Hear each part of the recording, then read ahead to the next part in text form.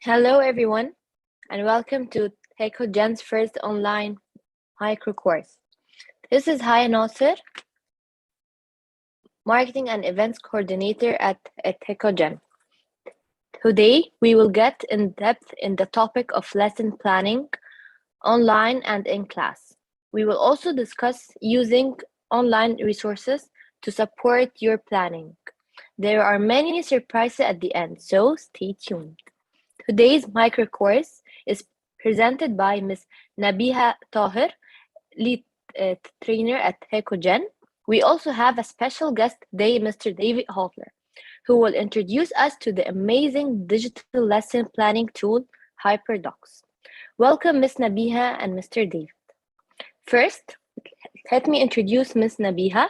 Ms. Nabiha has more than 7 years of extensive teaching and training experience. She has broad experience in teacher education, second language acquisition, curriculum implementation, lesson plan developing, content-based instruction, resource development, and implementation. She has broad experience of working with a variety of curriculums at university and international schools in Saudi Arabia. Ms. Tahir possesses strong expertise and hands-on experience of digital tools and software. She has been working as a teacher, trainer, and mentoring tutors in developing capabilities in teaching techniques. I would like to share with you a few guidelines for today's micro course. It will be running for about 2.5 hours. If you have any questions during the session, please type them in the chat box, and we will dedicate a few minutes at the end of the session to answer your questions. We will be sharing various resources and conducting many activities using QR codes to make it easier to access. So kindly check your camera settings before we start. If you face any difficulties scanning the QR codes, kindly type it in the chat box and we will help you out as soon as possible. Please keep your mics mute and cameras off throughout the session to avoid any distraction. Do you have any question before we start? If you have any question, please type it down in the chat box.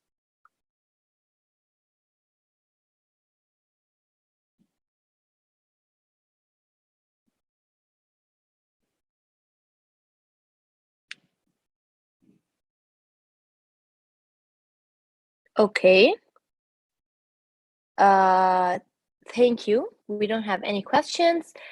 And Ms. Nabiha will take it from here. Let's start.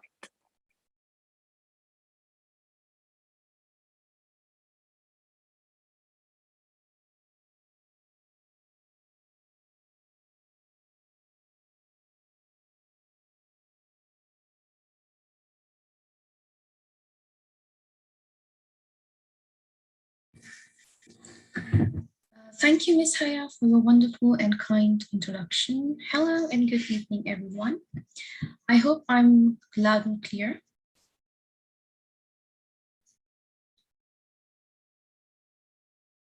Yes, Haya, can you hear me? Can everyone hear me? Yes, we can hear you. Okay, thank you. So thank you, Teacher Jin, for inviting me to present today's course, and a big thank you to all those who are joining today evening. So today I will be presenting a topic which, as a trainer, I believe is one of the most important pillars of a successful lesson, and that is fundamentals of lesson planning. I have shared my screen and I hope everyone can see my screen. Okay, so, all right, so we'll begin. First of all, I would like you all to tell us a bit about yourself by scanning this code. I want you to scan this code and it will take you to a Padlet. I hope you all are aware about Padlet. There you're going to enter about yourself, that what you do, where you're from, and just a few things about yourself. If you're not able to scan the code, as Haya mentioned, you can write it in the chat box.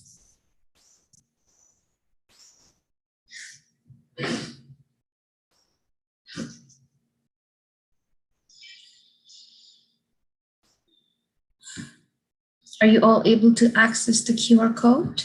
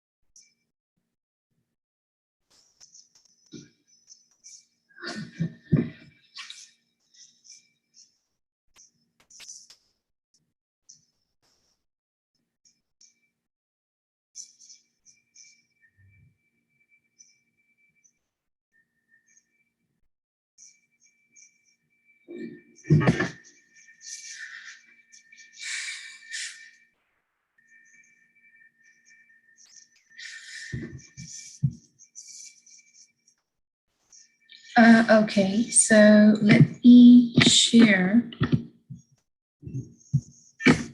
the link for this.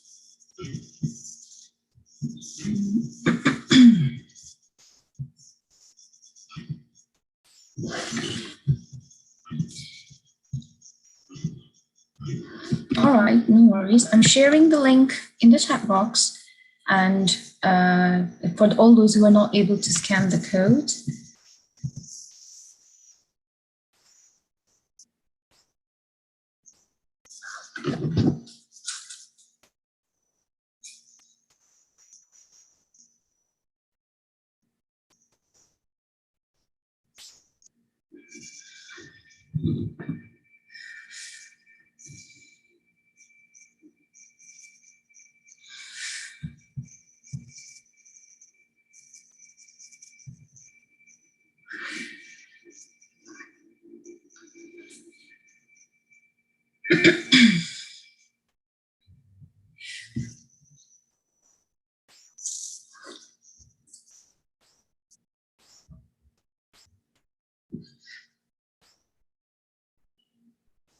okay, so let's proceed with today's course.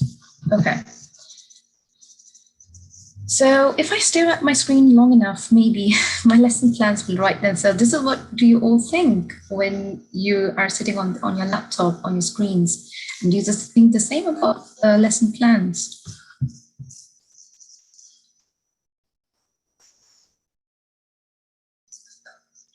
Okay. So today we'll learn about the importance of lesson planning. We will learn writing lesson plans using SMART goals, 5-point lesson plan system, which is called as 5E model. I hope some of you might be aware about it, or maybe you all are aware about it. BOPPPS, lesson planning for online lessons, reflecting upon the effectiveness of lesson plans. So these are the 5 objectives of today's course, which we are going to be working together. Now, I have a question from all of you that what's the first word that comes in your mind when you hear the word lesson plan?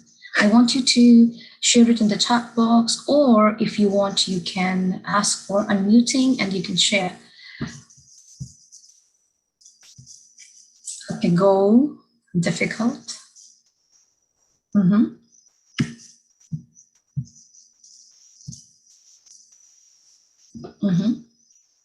Aims and objectives, stages, activities, resources, level, yeah. So what do you think? Do you think lesson planning is, how do you find lesson planning? Do you find it easy? Do you find it challenging? Do you find it difficult? Or you find it moderately difficult? What do you think? As a teacher, when you are writing lesson plan, so what do you think about its frequency? Quite difficult, okay, challenging.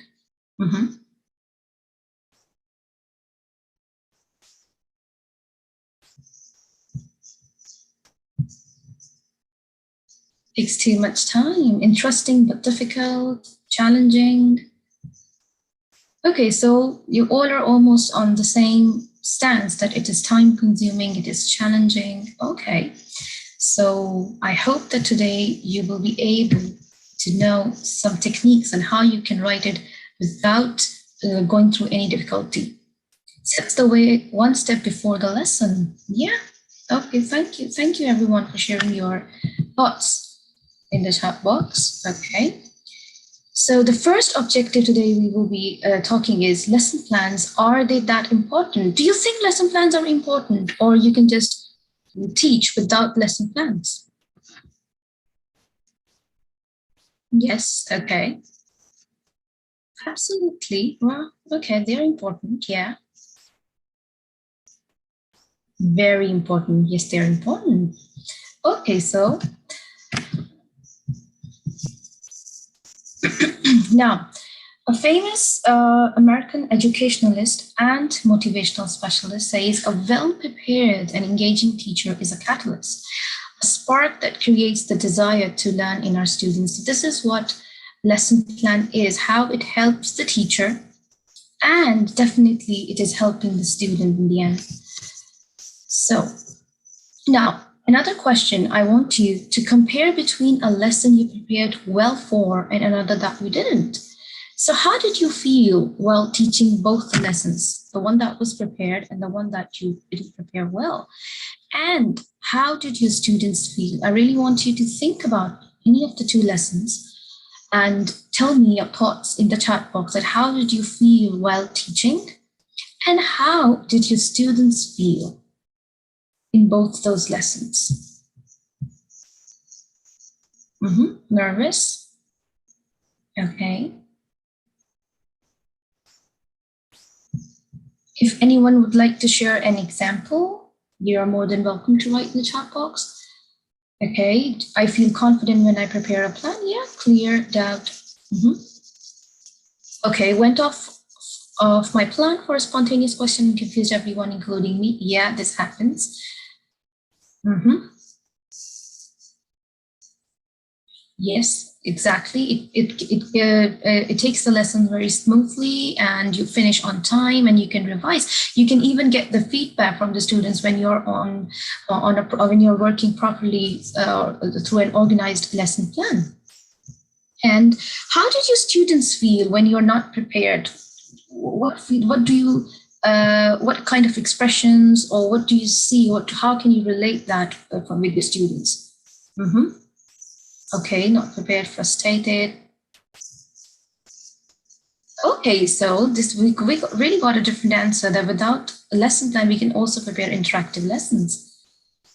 Too many formats, yes. Confused, yes. So that format thing we are going to be addressing today, definitely. Confused, okay.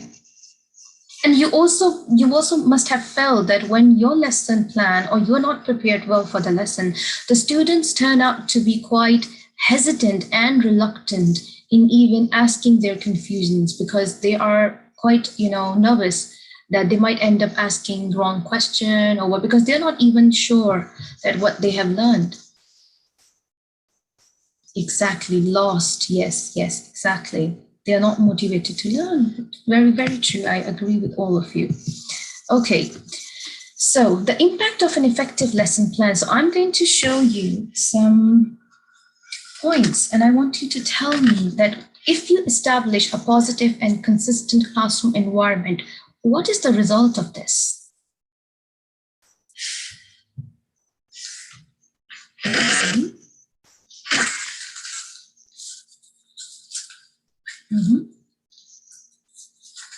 Smooth running of the class, okay. Yeah, okay. Engagement, yes. Expectations are clear. Yeah, but time management, yeah. So it allows students to feel supported. When the classroom environment is positive, it is welcoming, it is interactive, and they're learning. So they also feel supported. They also feel that, yes, they have someone here to help them to solve their confusions, any apprehensions, any kind of concerns. So this is how a positive classroom environment helps the student.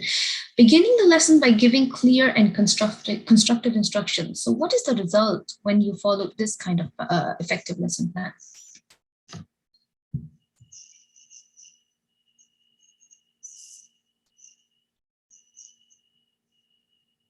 What happens when you give clear and constructive instructions in the start of the lesson? So what is the result of that? Do the student follow throughout the lesson, or they still lag behind? Able to do the task? Yes, Farhana? Yeah, save time and smooth flow. Very true, Javeria. Students are on track and able to achieve the goal. Yes, they are.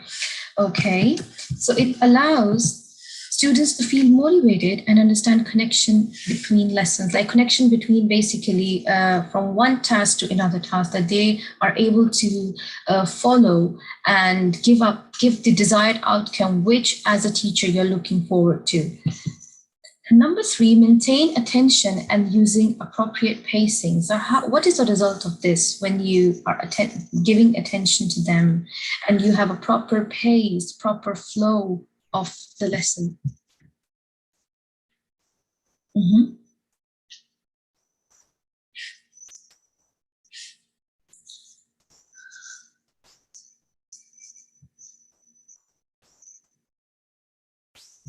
Okay.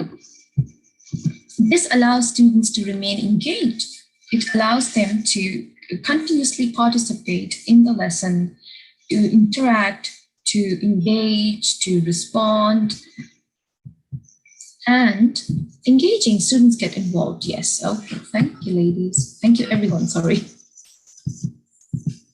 Number 4, smoothly transitioning between activities. What is the result of this? When there is a smooth flow from one activity to another activity, it allows students to connect between learning objectives. So what is your objective? What you want the students to learn, achieve, and give the outcome? As a teacher, it also helps the students, you and the students, to build a connection between the objectives they're supposed to learn, the objectives they're supposed to achieve. Number 5, evaluating what has taken place in your lesson. So what is the result of that? It allows you as a teacher to understand what your students need next. So when you're evaluating whatever has been done in the lesson, which things you could have done much more better, even you evaluate this as a teacher, this is a self-evaluation. What have students taken away? Yes, Farhana. And allows you to understand what your students need next. And the last, number 6, is developing positive rapport with your students. What is the result of this?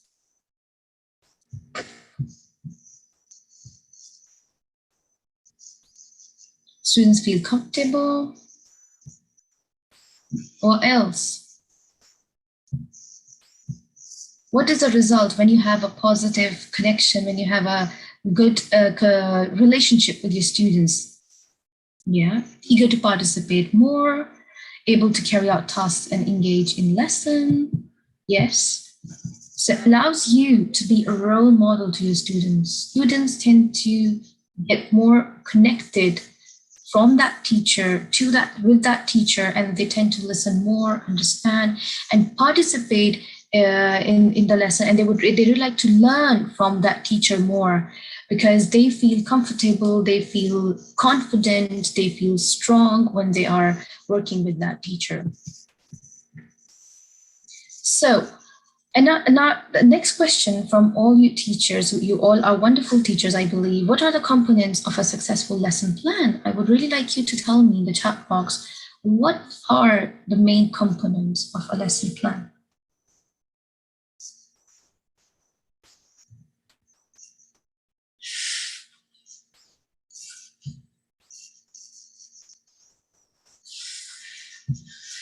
Okay, clear aims and objectives.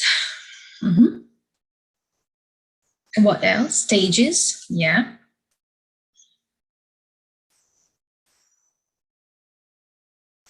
Anything else? Activities?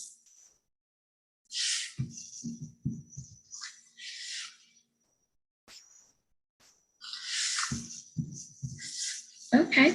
Yeah, warm up, grammar, vocabulary, time management, previous knowledge, yes. Production, okay. Presentation, practice, and production, PPP. Okay. Basically, there are a lot of lesson plan models and approaches, which is the different research specialists are working on that. But according to the research, there are two models which are the most effective, which we are going to be talking about today, is the 5E model and the BOPPPS model. So these two models are so far from the research have been proven to be the most effective models of creating a lesson plan. Though there are a lot of approaches, there are a lot of applications, there are a lot of softwares out there, but today we are going to be talking about one Hyperdocs, which Mr. David will be talking about in later, and 5E model and BOPPPS, which you will be working with me today. Creating, yes. Okay. So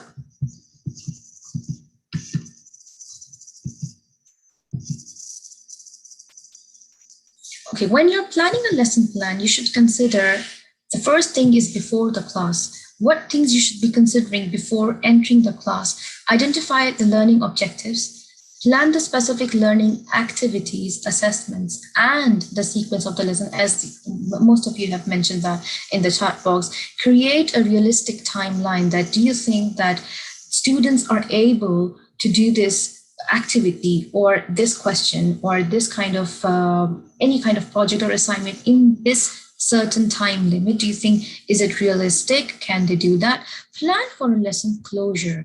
So these things you should be planning before entering the class. Then the second thing you should consider is during the class. Share the lesson plan with your students. Now, sharing the lesson plan with the student means that whatever you plan in the lesson, you are going to work with your students. That is what is meant here by sharing the lesson plan with your students. Helps them keep more engaged and on track.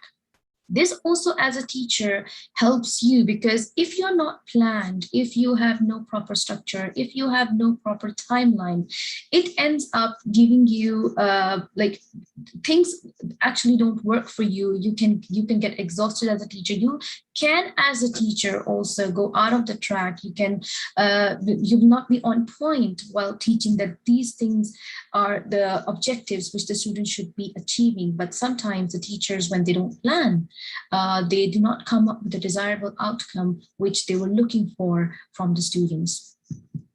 And the last thing is, after the class, reflect on what worked well and why, and what you could have done differently. So this is very, very important as a teacher, because if you do not sit down and if you do not reflect on, self-evaluation is the basic key for a successful lesson. Because if you do not reflect on what you have done and what you could have done differently, what things went wrong, what time management, what went wrong with the time management, this activity, how you could have done it differently, so the students could have done it in a more, you can say, less time, or how things could have been done more, interactively.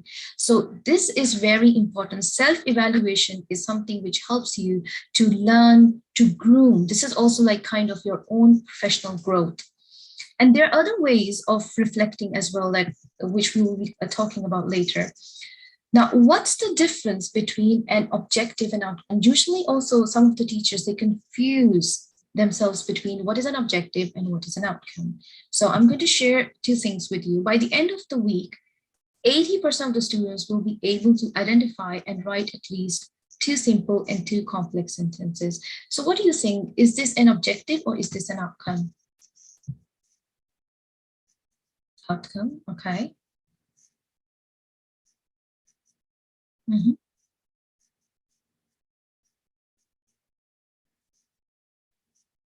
Okay. Okay.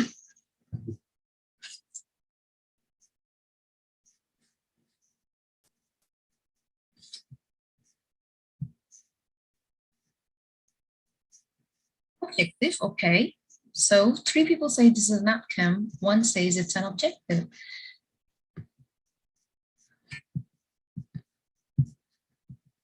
Yes, this is an objective. This is something you want to do, you want them to do. 80% of the students will be able to identify and write at least 2 simple and complex sentences. But by the end of the course, 80%, 85% of the students will write a short story using 10 simple and complex sentences. So this is your goal. This is what you want them to do. And this is what you think that they will write, that this is the outcome of what you are teaching students. So they will write a short story using 10 simple and complex sentences.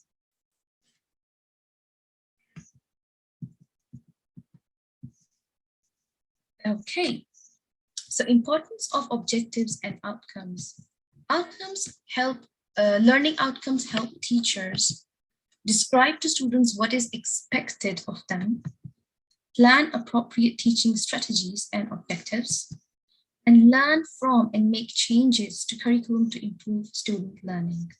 So this is what a learning outcome helps teachers. And objectives guide students as they work through the course, help teachers select and organize course content and resources. This also helps the teacher that what resources they're supposed to use, which content, and how they are going to organize, how they're going to effectively create or present, or you can say they can adapt the content they already have so that the students achieve the desirable goal. Help teachers determine assessment criteria. So this is also, the objectives help the teachers in these 3 different ways. Now we come to the second point, second objective of our today's course, planning using SMART goals. So, okay, so think, what problems do you encounter while creating an instructional plan? So can you please tell me what problems do you encounter when you are writing or when you're creating a lesson plan?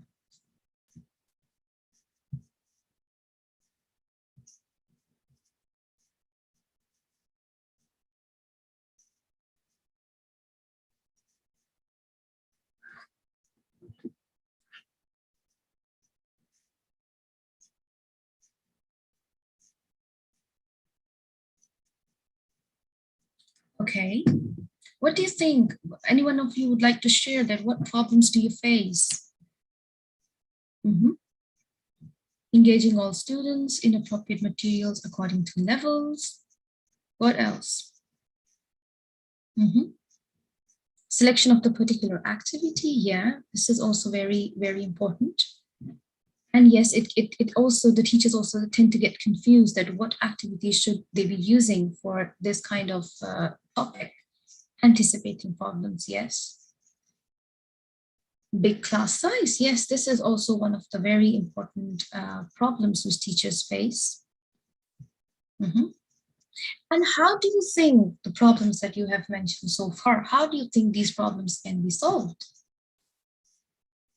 Crowded classroom, yes, Manira. Differentiation, different levels of students, yes. So how do you think these problems can be solved?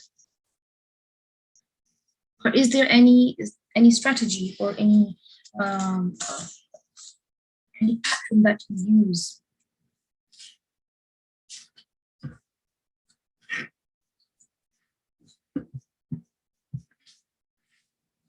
Extra planning, okay. Okay, by allowing teachers to work on their own pace and obtaining the objectives, okay. Incorporate modifications, no compulsion to complete syllabus. Okay.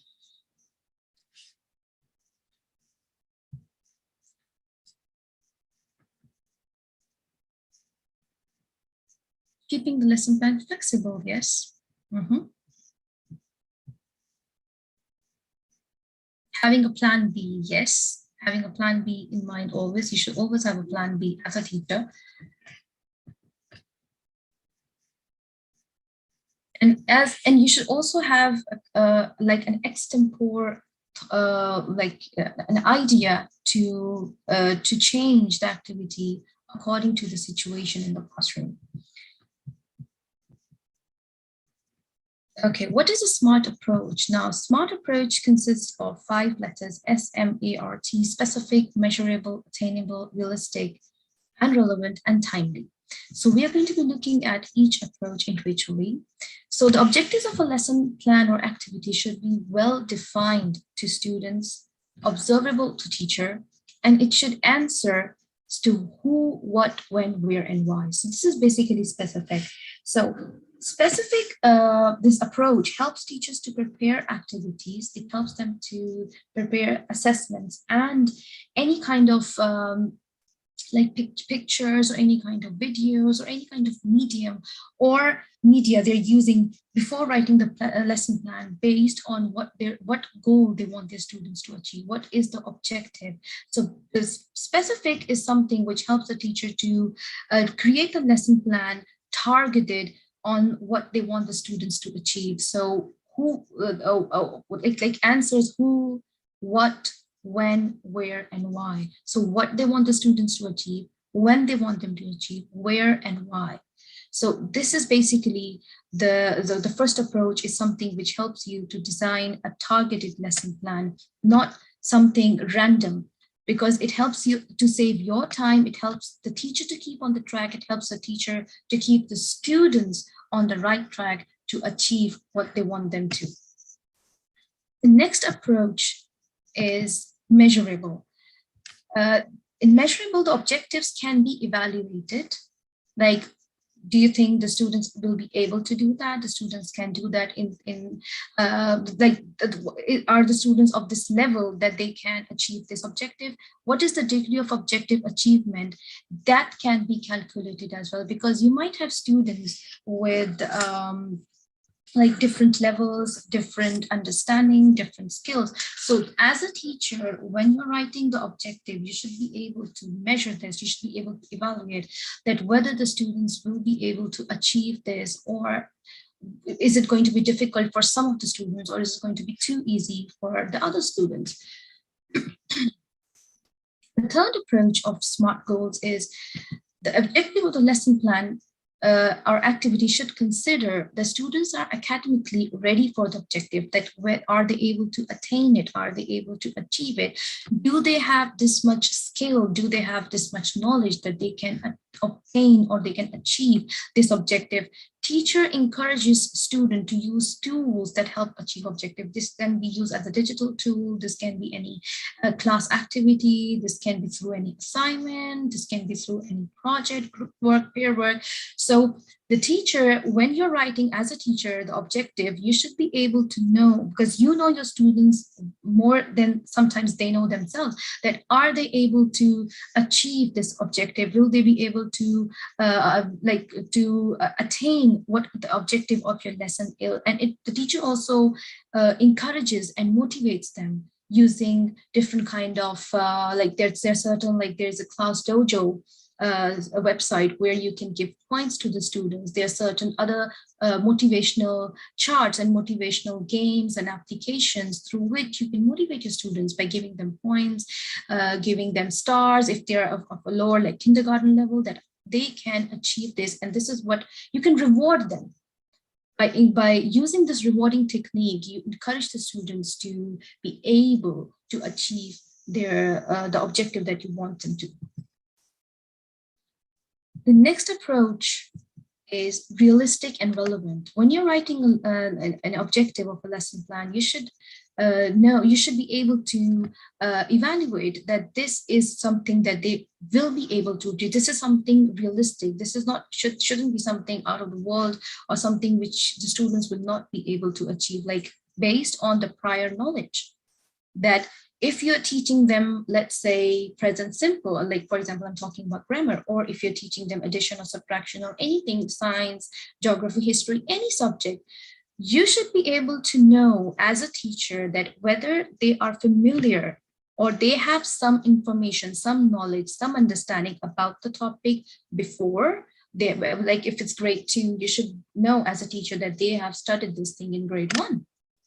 So based on that, when you are writing your lesson plan, you should be able to know and understand that whether they are familiar with this, relate to larger ideas and life concepts. Like, for example, let's say I gave this example to my other group of teachers, that for instance, if it's a pre-nursery class and the students are not familiar with like say red and orange color, the difference between red and orange. So if you tell them to color red or if you tell them to color orange and they're not familiar because they don't know, they don't have a prior knowledge. So when you're writing an objective and you are saying that, okay, they will color the stars red, they will color the circles orange, but you should know that yes, they are familiar with the difference between the red and orange. So also prepare students for their formal assessment. So this objective helps you as a teacher to understand and your students to go through the whole process to achieve the goal. And the last very important approach is timely. The objective of the lesson plan should provide enough time to achieve objective and assign dates and deadlines for task completion. This could be done for the upper grades, even for the elementary and primary level, that you should give them enough time, and the activity should be designed in a way that it is giving them ample time to complete the task so that they achieve.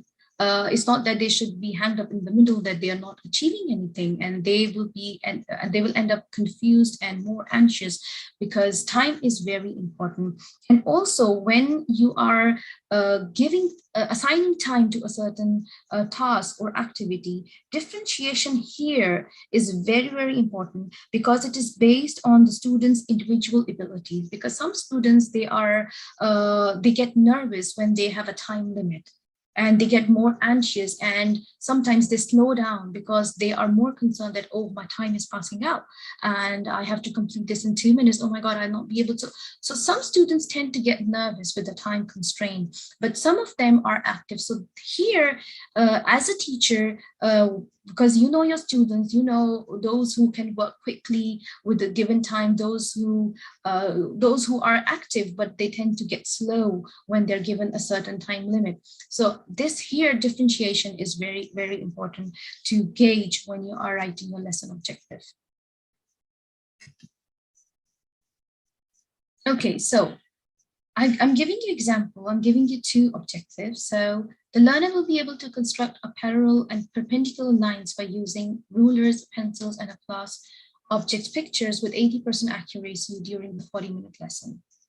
And the second objective is students will be able to draw using Microsoft Paint. Now, we have gone through the SMART goals. So which objectives of these do you think is SMART? The first one or the second one? Okay, first one. Why don't you think the second one, why is the second one not a SMART objective? You all are right, it's the first one, but why the second one? Which things are lacking in the second objective? Exactly, we can't measure it. It's too general, it's not giving out a specific objective. It's not measurable, exactly. It's not also time bound, it's not giving us the time, that in how much time the students will be able to draw.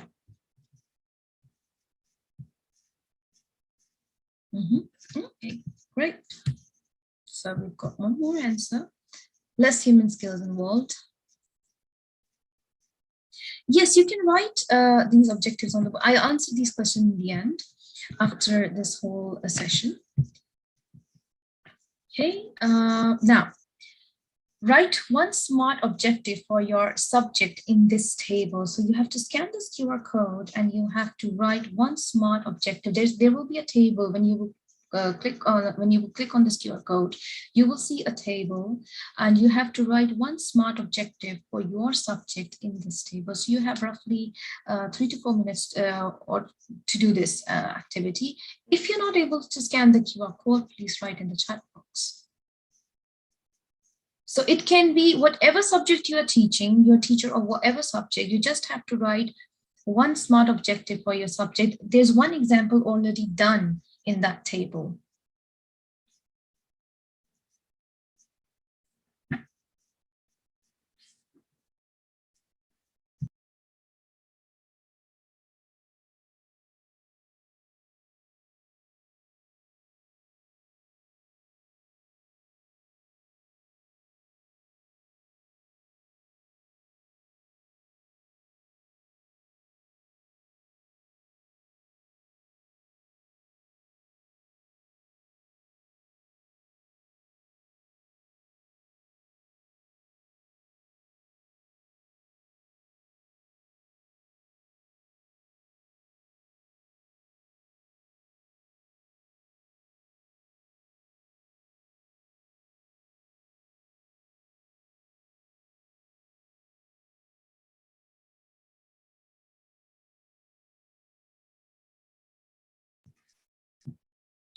Okay, so are you able to scan the QR code?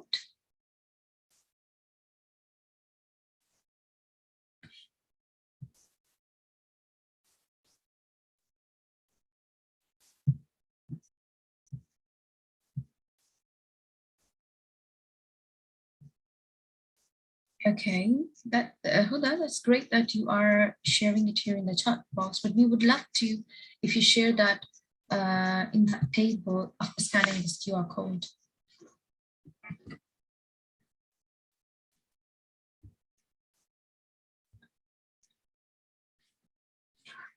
Okay, so I will show you the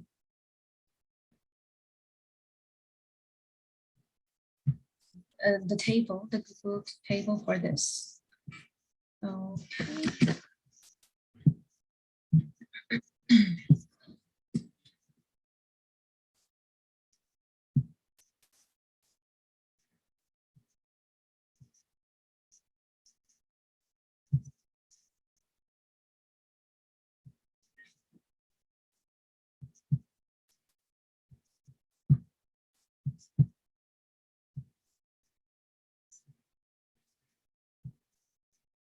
So when you scan the QR code, basically you will be looking at this smart goal table where you'll be writing and sharing your goals.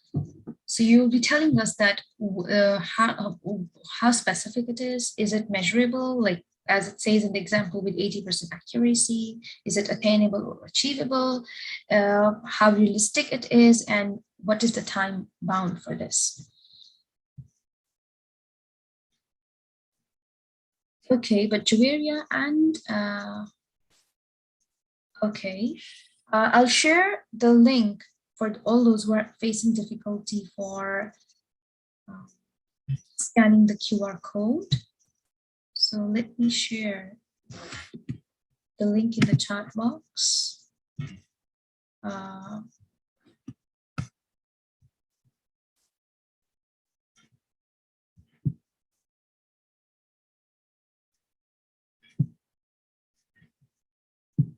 Yes, all those who are sharing the objectives in the chat box, it would be great if you share it on that table.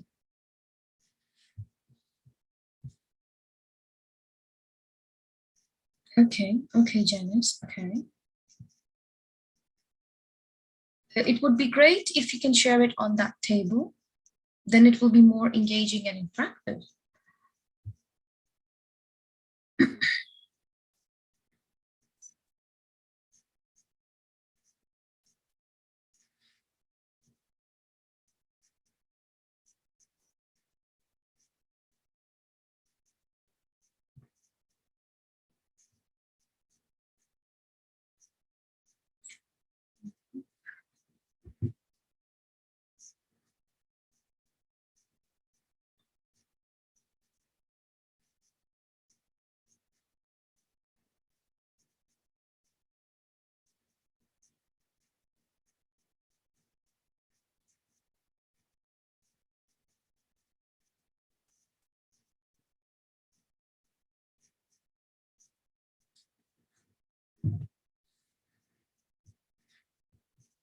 Okay, we're trying to figure this out, that why some of you are not able to type in the docs. Hopefully you will do it. You'll be able to do it now. If you are joining through your phones, through your mobile phones and not through the laptop, this might be a problem. You might not be able to write through your phone on this Google Doc. Yeah, then you probably need to install this in your mobile application for Google Docs so that you can edit the document.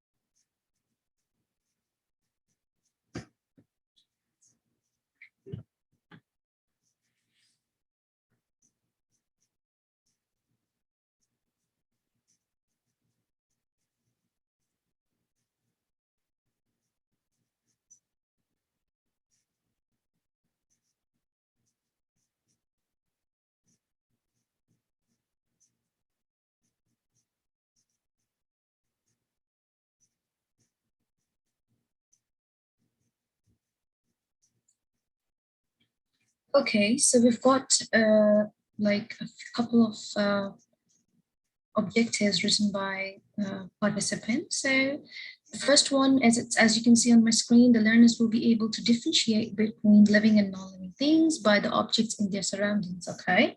So it has a good specific approach, draw the pictures of living and non-living, okay, things with 80% accuracy using the things in their surroundings, compare the real life living things like plants and non-living objects. Okay, so but here, this one, the last one, no, sorry, the middle one, students will be able to fill in a 2 to 5 missing words in the passage with suitable words within the context. Okay, but still, do you think that this one fill in the missing words? Which missing words? Specifically, what kind of missing words relating to what topic they are writing the missing words? Which kind of topic it is, and what are those missing words? Grammatically, what are these? These are nouns, are these verbs, are these adjectives, and which topic are they relating to? So this has to be refined more so that it is into a proper objective. The third one says learners will be able to write. I'm sorry, I don't know your name, so I couldn't address you directly. So learners will be able to write 5 sentences using 5 words from the reading vocabulary, learn in a 45 minutes lesson. Okay, so they are writing 5 sentences using 5 words from the reading vocabulary, but what is the topic of that reading lesson? Like, are these 5 words about technology? Are they about transport? What are these 5 words about? They are about like whether or whatever the topic is. So this has to be a little more specific in a writing objective, that what is that topic. Because let's say, for example, there's a very good purpose of writing a lesson plan, that for instance, if you are absent for a day, or if a certain teacher is absent and the other substitute teacher steps into your class to teach, so your lesson plan should be so clear, it should be so directed and well defined that the other teacher can easily implement that in the classroom. So you should be very clear with what kind of objective you're writing and how it has to be successfully implemented. So well done, great job. Learners will be able to match proper nouns from column A with names of people and places in column B of activity 3 with 90% accuracy in 15. Yes, Gulshana, it's a very good objective. Okay, so heading back to our presentation. Good job, all of you, great job. Okay. So going to the third step, which is lesson plan models. Now we will be talking about the two models which I had mentioned initially in the start of the course. Consider the following sequence in any model. Okay. Now, this is a sequence of a model. Now, this sequence is called as the Gagne 9 events of instruction. This was designed by Robert Mills Gagne. He was an American psychologist, and he wrote a book which was called The Conditions of Learning, in which he identified the mental conditions of learning. So Gagne created a 9-step process called the events of instruction, which correlates to and addresses the conditions of learning. So this is basically the 9 events of instruction, like the students want to gain attention, inform learner of objectives, based on their prior knowledge, what the students know from before. So then you present the content as a teacher, you provide guidance to the students, and students practice, you get the feedback from the students, then you assess their performance and your performance also as a teacher, enhance retention and transfer to the job. So this is the sequence which actually follows, according to him, which is a 9 events of instruction. So the third is a 5-point lesson plan. Now we will be looking at the 5E lesson plan. So this is a very interesting question now. Can you put them in order? Can you put these 5 E's in order, that which one is the first one, which one is the second, third, fourth, and fifth? You can share your answers in the chat box. So when you're writing a 5E lesson plan, so which thing comes the first, second, third, fourth, and fifth?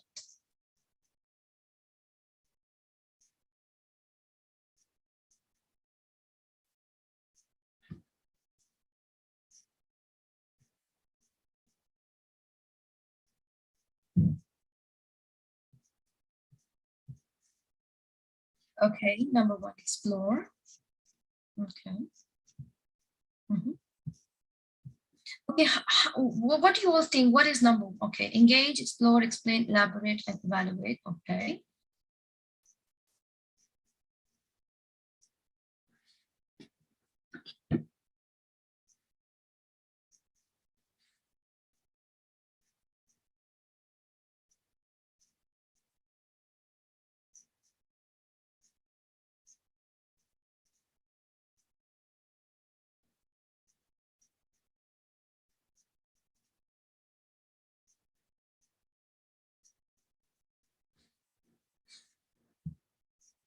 Anyone else? What do you think? What is number 1?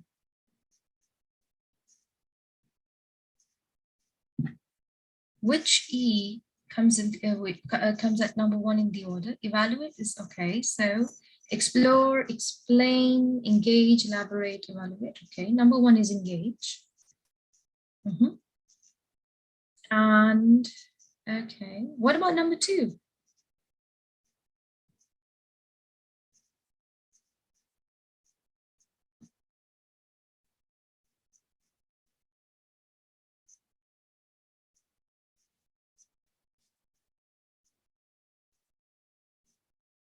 Okay, okay. Number 2 is explore. What do you think number 3? Explain. Okay. And what about number 4?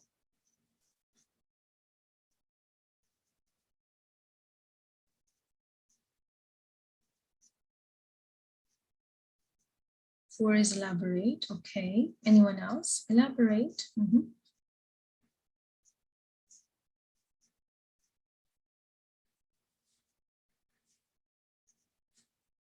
And number 5 is evaluate. Okay, so I'll show you the sequence now.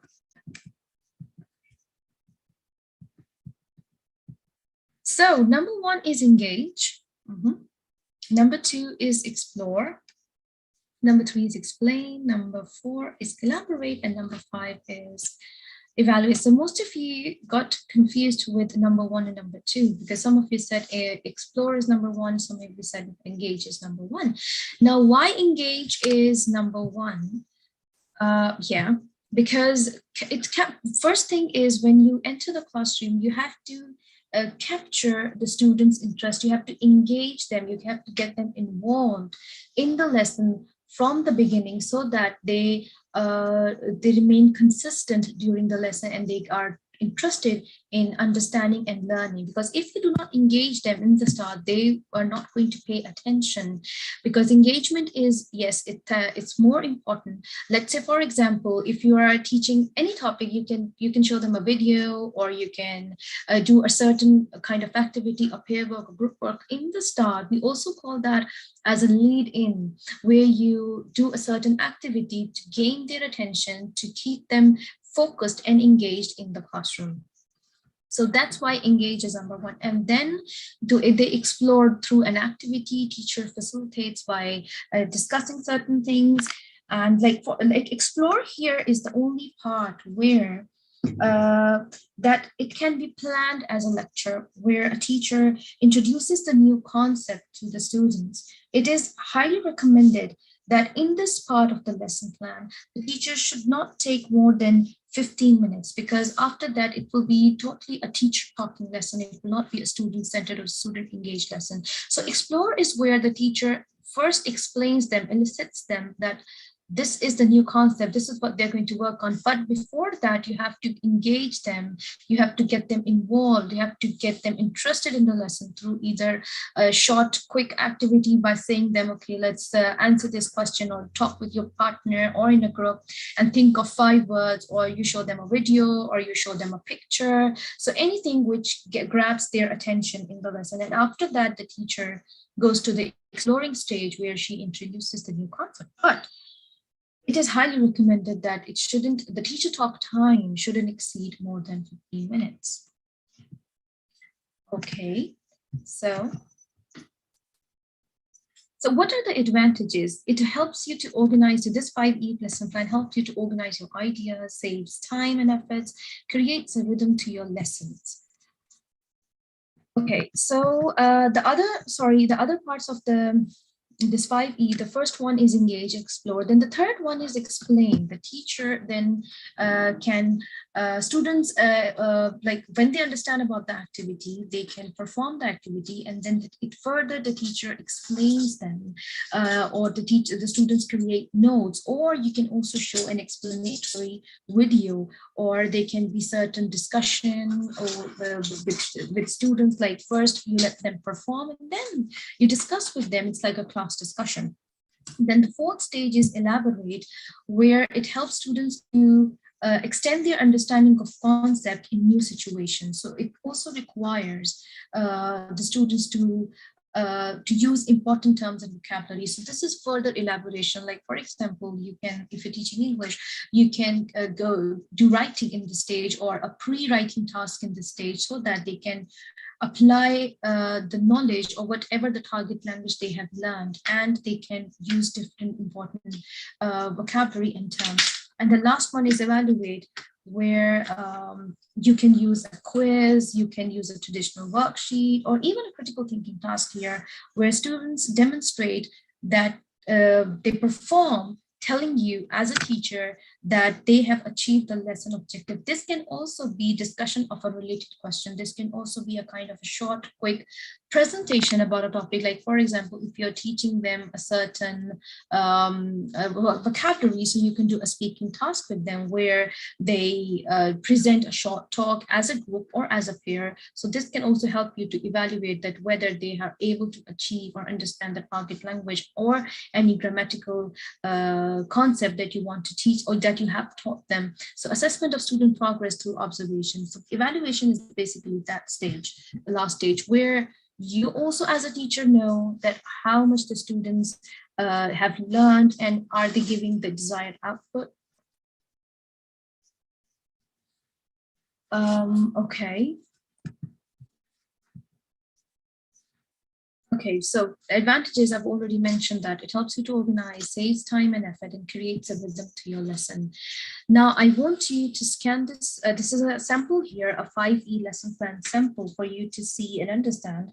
And this is basically from Hyperdocs for a science lesson plan. Also, after my session, Mr. David will show you a sample of this lesson plan, but here you can also scan and see this sample lesson plan. And for those who are not able to scan the code, I'll share the link. Oh, sorry, 1 minute, please. I'm sorry for this. I'll share the link of this lesson plan in the chat box. Okay, and so you can also scan the code for those who are able to scan, and for those who are not able to scan, you can click on the link. I've shared the link in the chat box, and you can have a look at the sample lesson plan. So, okay, I'll wait for a minute, and then I will show you. I'll share my screen and show you how does this 5E lesson plan looks like.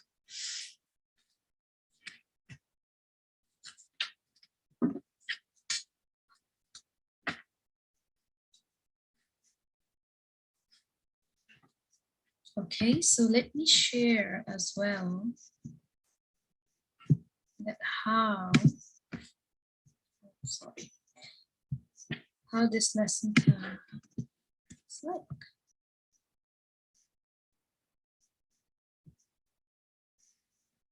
Okay, so here you go. So this is how a 5E lesson plan looks like. It's from a science lesson about respiration and photosynthesis.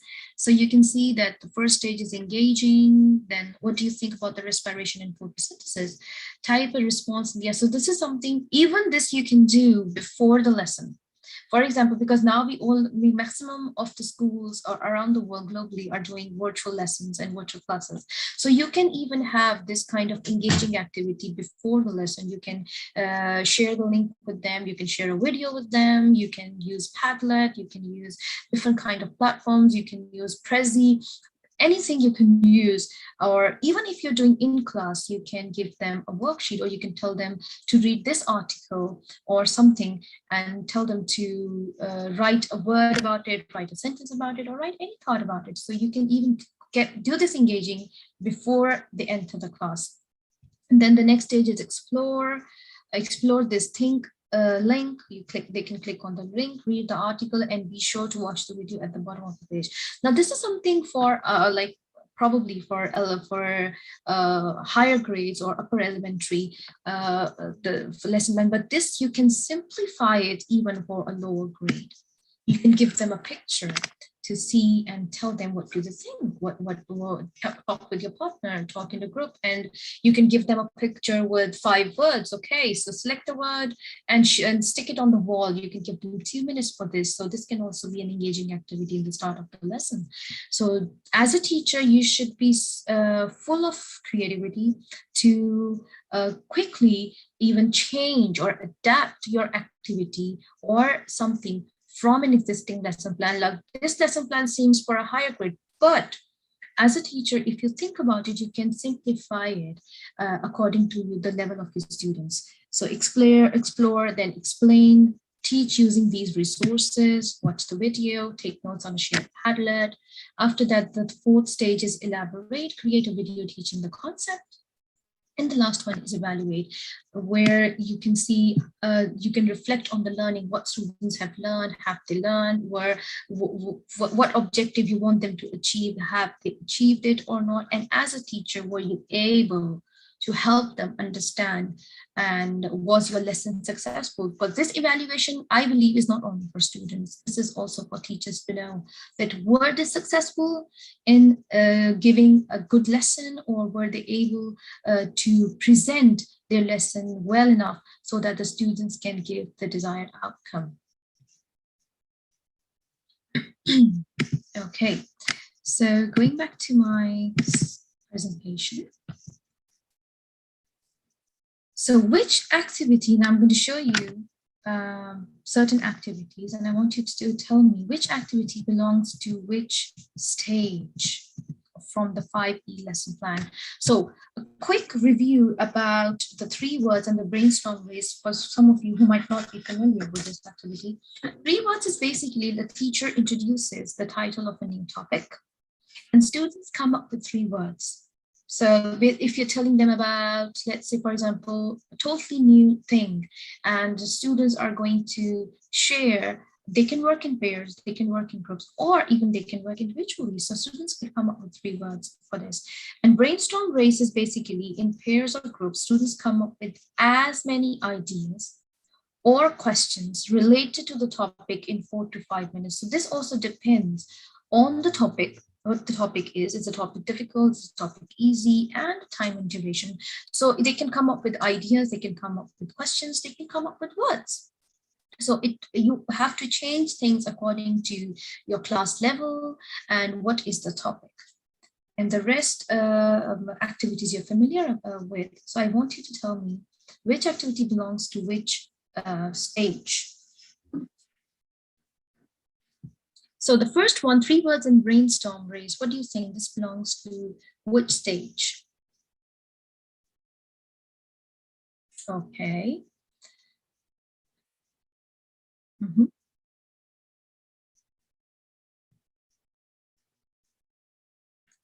Okay, let's go one by one quickly. So the first one, 3 words and brainstorm race. Do you think, is it engaging, explaining, elaboration, evaluate, or explore?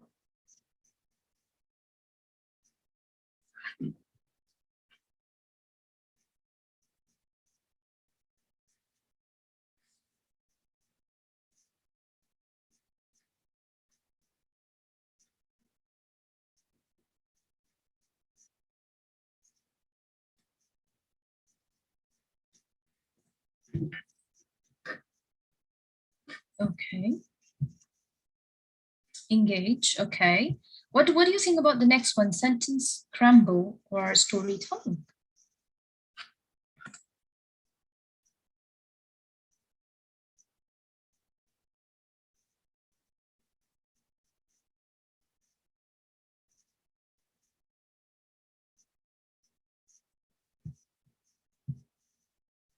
This is engage, okay. Explore, okay. Previous is explore, okay. And what do you think about the presentation and discussion?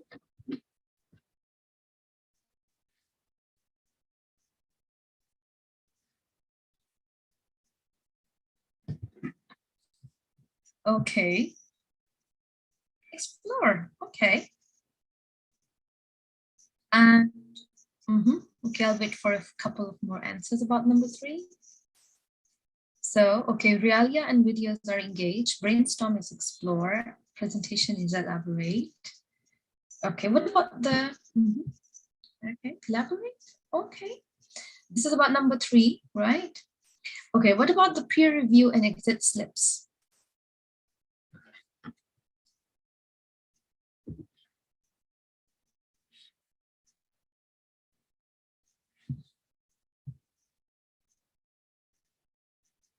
Okay, evaluate, all right. And the last one is videos or realia. That is, okay. Peer review is evaluate, okay. And what about the last one, videos?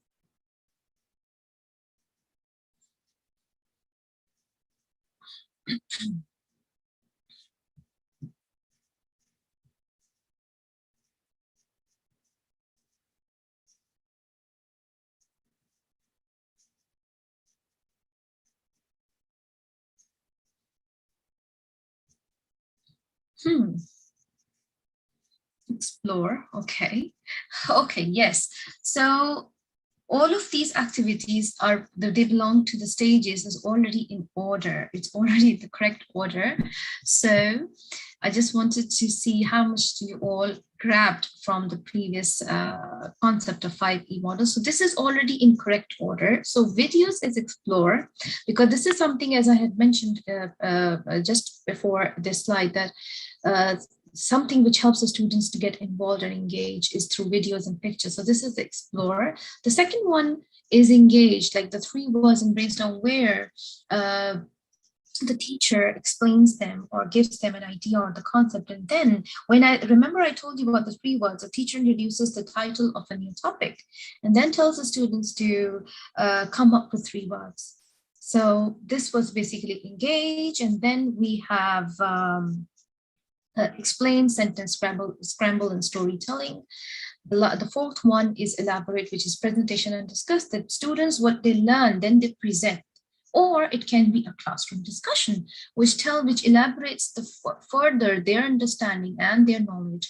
And then the last one is evaluate through peer review and exit slips. So do you have any idea what is an exit slip? Anyone who is familiar about exit slip? Peer review is like review from their colleagues or their classmates. So exit slip is basically is a strategy, or it can be a quick informal assessment, or it can be also used as a formative assessment. Exit ticket, okay, where it helps students to reflect on the information learned. So they write it on a piece of paper and they express their thoughts about new information. And then there can be a kind of a small board, or there can be a small place where as a teacher, you have created that space for them to write down their thoughts or their feedback about the new information they have learned, and then stick it on that wall. So yes, it is used at the end of the lesson as a formative assessment. Yes, for Farhana and Zahra. So this is basically something which also helps the teacher to know that what students are reflecting, what feedback they are giving, on your lesson, and have they learned, did they understand, how many of them didn't understand. So this is something which helps you to also analyze your lesson. Okay, so the next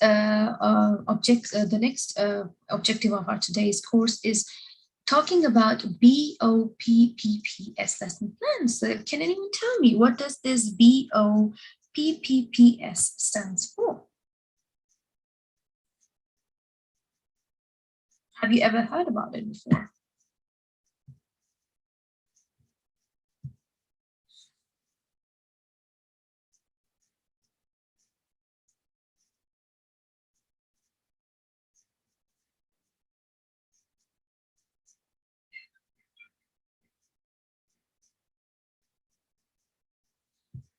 Okay.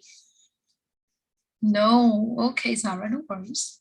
I'll tell you. So B is for bridging, okay. What about O?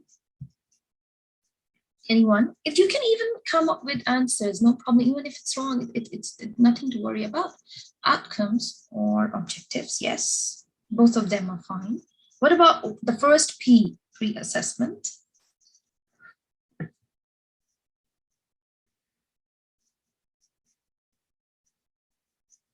Okay, and what about the second P?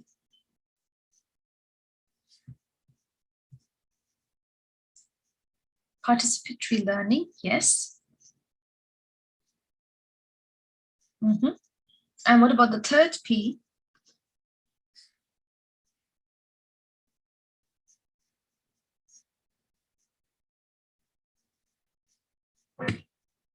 Okay. Post-assessment, yes. Okay, this is new for me. Okay, not here. All right.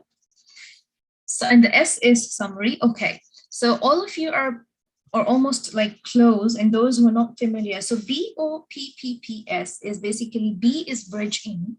It's like an icebreaker, like when you start the lesson. So how do you lead into your lesson, and how do you help them get immediately involved and engaged in the lesson? O is for the outcomes and objectives. The first P is the pre-assessment. The second is participatory learning, or it can also be referred as active learning or interactive learning. Then the third P is post-assessment, and S is for summary. So well done for those who are familiar.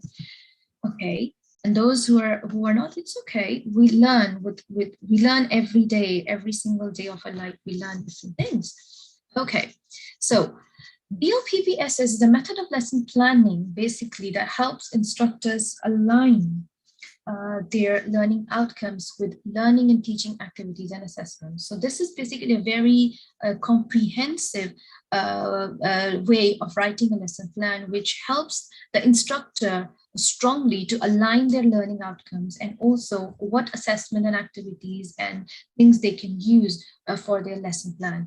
So it basically emphasizes, as I've mentioned, the bridge in, the outcome, the pre-assessment, participation, post-assessment, and also it helps you to summarize how do you end your lesson, what will be the outcome, what the feedback you expect from the students. And also there's a very important thing in a lesson plan, which is error correction. For effective online lesson design, it considers splicing lessons into small sections. So it helps you to divide your lesson into small sections, taking you smoothly through the whole lesson. Also, it is very engaging and helpful, and encouraging students throughout the whole journey. I believe that giving a lesson is kind of a journey. You take your students from one concept to another, from one stage to another stage. So that journey should be very smooth. It should be very creative. It should be very engaging. It should be so interesting that students want to go through that journey again and again. So this should be your thought when you are creating a lesson plan. And this tool actually helps you to create a wonderful lesson plan, which you would as a teacher also love to create. Like, as most of you initially said, that it's difficult, it's challenging, it's stressful. This helps you to get out of all this nervousness and anxiousness when you're creating a lesson plan. So this framework is amazing. So the first thing, this technology also sometimes stuck in the middle. Okay, so the first thing is bridge in. So what is the teacher's role? Is to gain learners' attention and build motivation. And what is the student's role or student's involvement? Why does this matter? Because when you are creating, you should think that as if you are as a student, you are sitting in a classroom.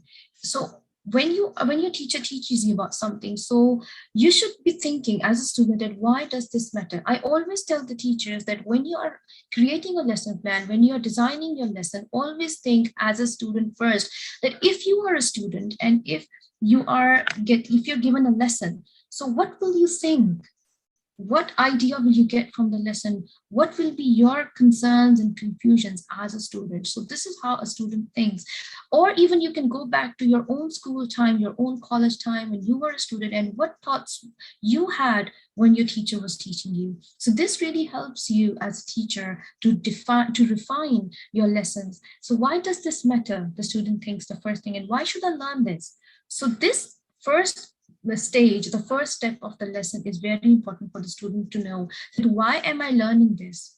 Why is it important for me? So this can be done through relevant video and audio, because most of the lessons nowadays from last almost 2 years is through virtual, is like through online medium. So which I think so has also given a good amount of room for the teachers to involve the students. So the second thing is outcomes. Clarify what to learn. Like, as a teacher, you should know that you have to give a clear idea what the students are going to learn, how are they going to learn, show the learning process during the lesson.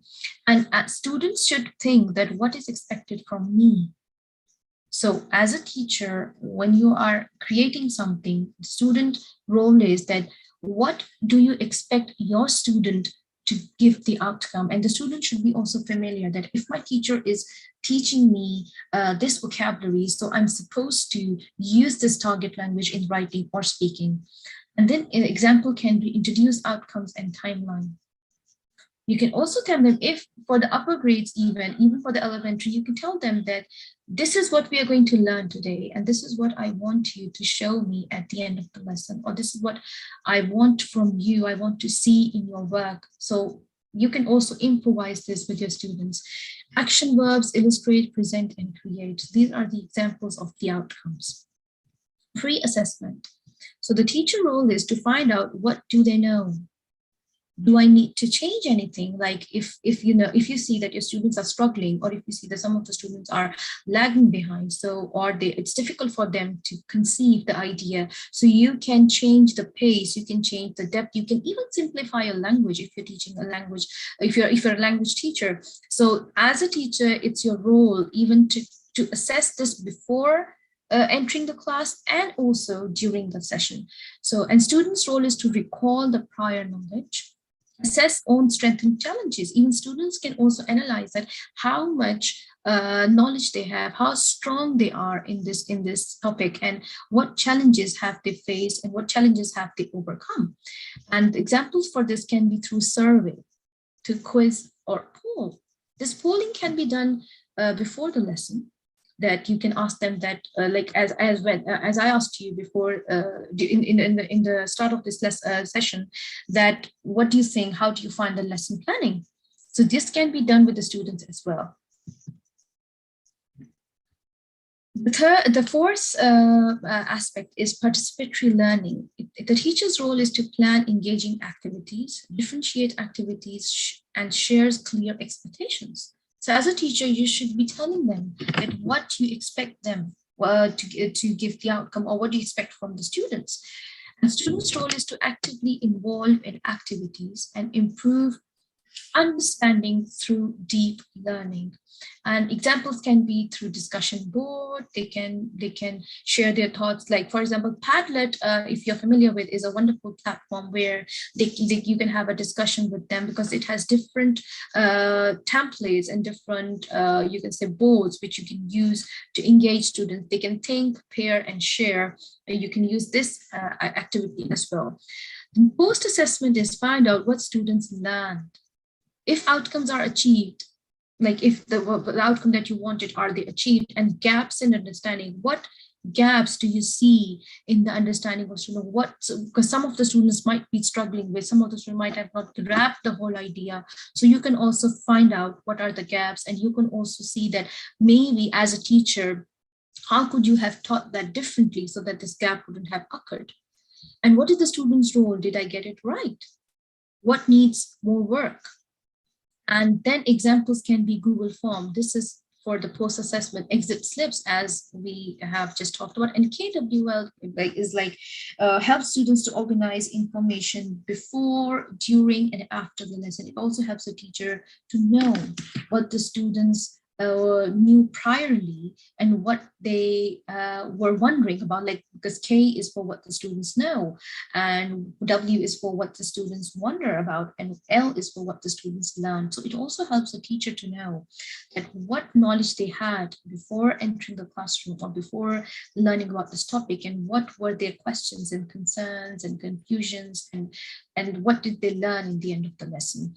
And then the summary is you wrap up as a teacher, and you set up for the future lesson. So you also evaluate and self-evaluation, that, okay, so what things I could have added more, or what things will I add in future, how differently I can teach. Because, I don't know if you have experienced this or not. Sometimes while teaching, when you are doing an activity and you suddenly think and you suddenly come up with an idea, oh, I could have done this activity in this way as well. This would have been a much better approach. So I suggest you that if you come up with a thought like this, you should keep stick notes with you, and you can write it on immediately on that stick note, and you can stick it on your lesson plan. And when you go home, you review it, or during the weekend, so you can think that, okay, this can be done. Next time I will do it through this idea or this concept. The student's role in summary is connect how this lesson connects with others and review material taught. So students also go home and they can revise. You can give them an activity, you can give them a short handout or a worksheet or something which helps them to review and revise whatever they have learned. Examples can be through a recap, application of objective in real world in a clip or a photo. Or you can also ask them to find out, or you can give them like if for elementary and primary level, you can tell them to draw a picture about whatever concept they have learned. So this is how you can involve your students through this framework, this lesson plan.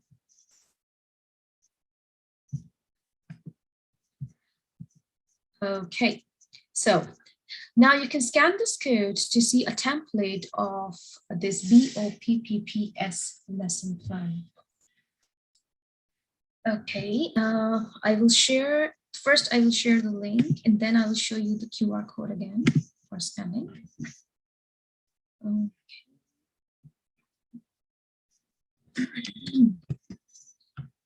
So I'm sharing the link for this, the template for this BOPPS lesson plan. And also I have shared the link in the chat box.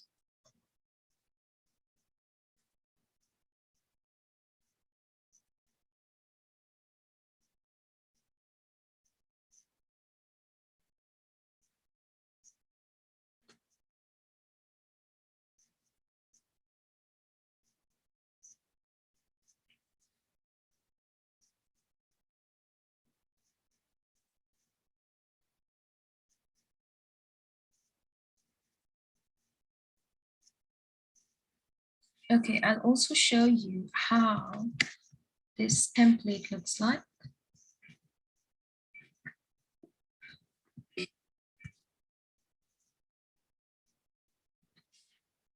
Oh, so this.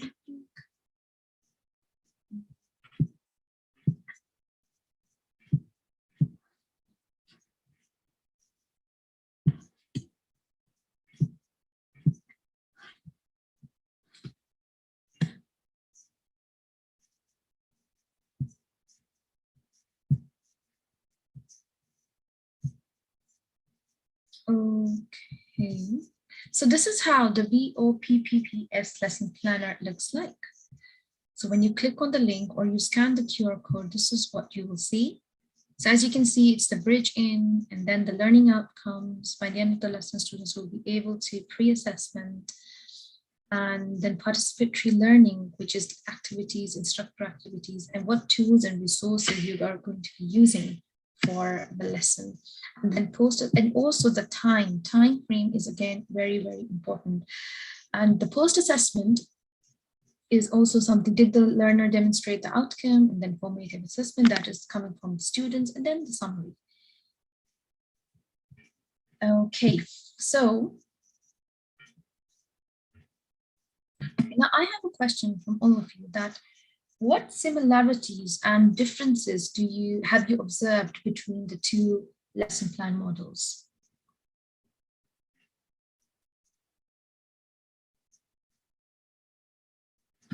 Anyone would like to share their thoughts in the chat box?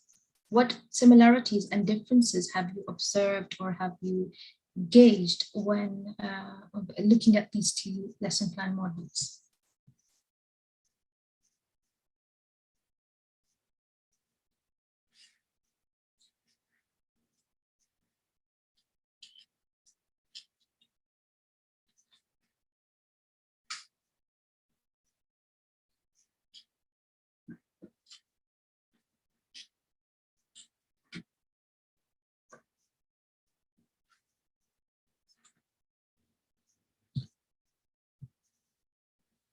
Okay, so you didn't find any differences or similarities?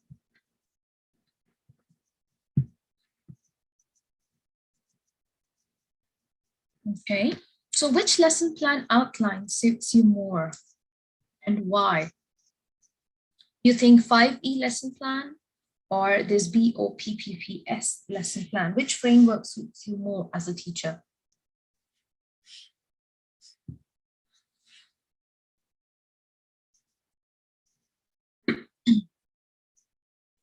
Am I audible? Can you all hear me?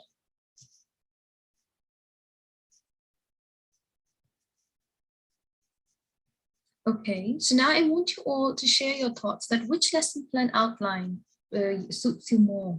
Like which framework do you think you will be following or you would like to follow? Okay. Okay, 5E is more student oriented. Yes. Okay.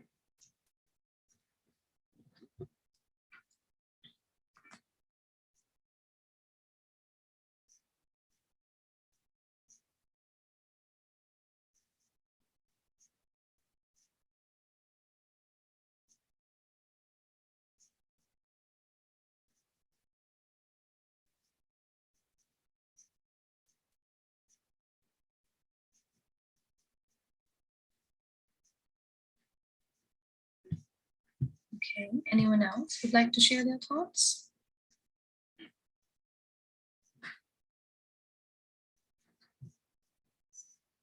Okay.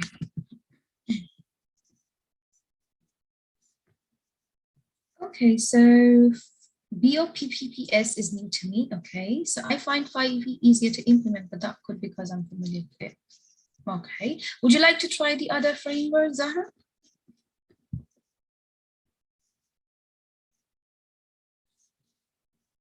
Okay, so the last objective for today's course is reflection, which is one of the very important features of a successful lesson. So how do I know that my lesson plan was successful? So how do, as a teacher, you can know, or you practice this in your while teaching, that your lesson plan was successful? What techniques or tools do you use? Anyone would like to share something?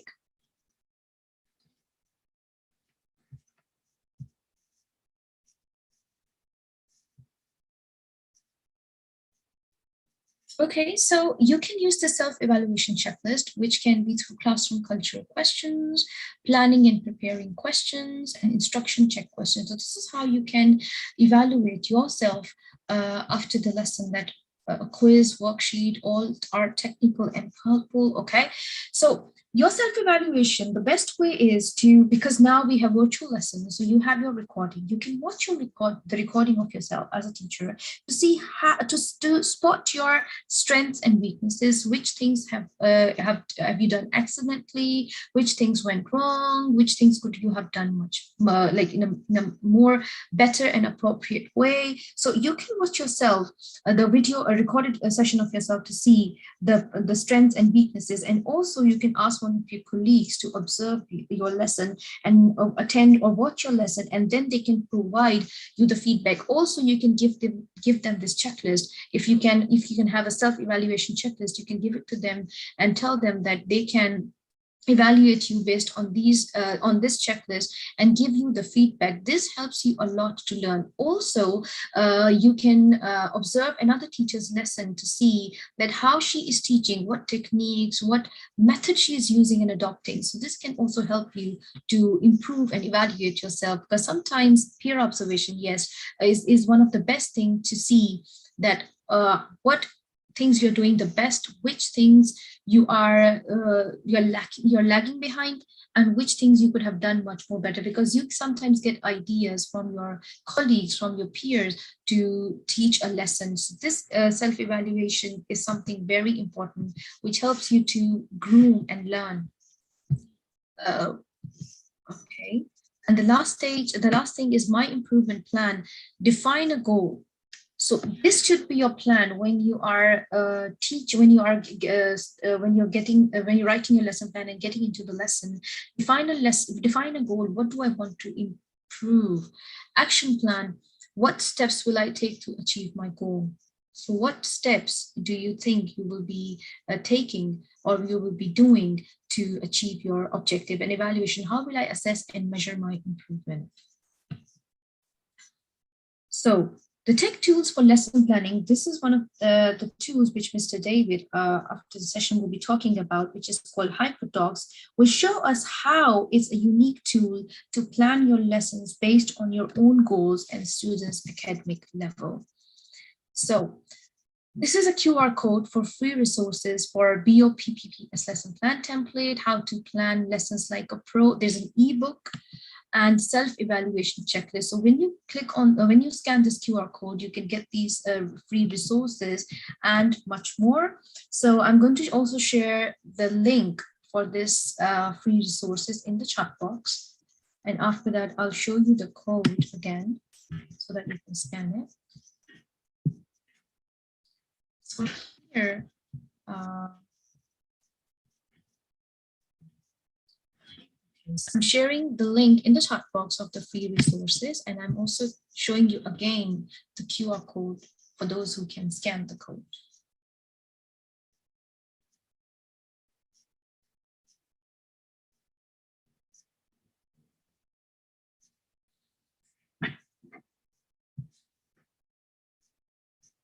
Okay, so yeah.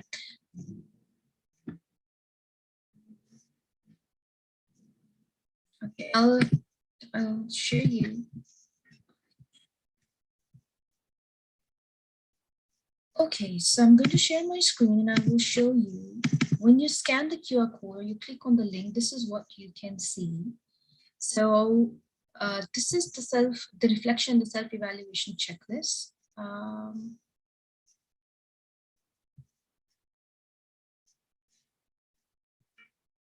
So when you click on the link, this is what you see: lesson plan reflection checklist, part 2 improvement plan. Oh, the link isn't working.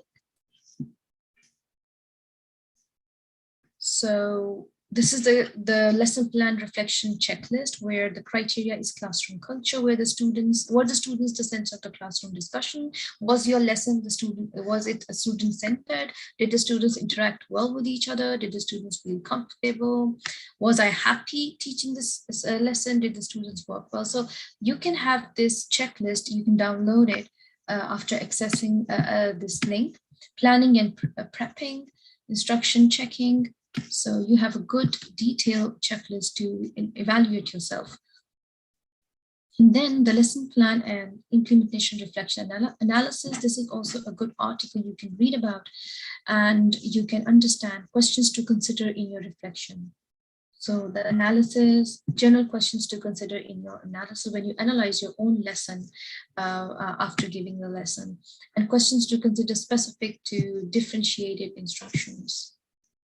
Okay, so the link has been shared again in the chat box. Questions to consider specific to English language learners. If you're an ESL or ELL teacher, so you can also consider these questions when you're teaching language learners. Questions to consider specific to a mathematics lesson, and questions to consider specific. So this has the basic, the core subjects questions which you can consider when you are, if you're a social studies teacher, if you're a science teacher, if you're teaching language, if you're teaching literacy, if you're teaching math. Okay, so, and oops, I'm sorry. And then you can also see this 5E lesson plan model in the shared link. And this is the 5E model of instruction, where you can see the definition, the teacher behavior, the student behavior. And so you can find a lesson plan template, the basic Hyperdoc lesson plan template.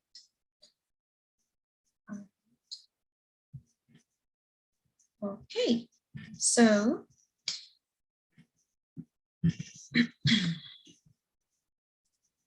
any questions? You're more than welcome to ask any questions if you have.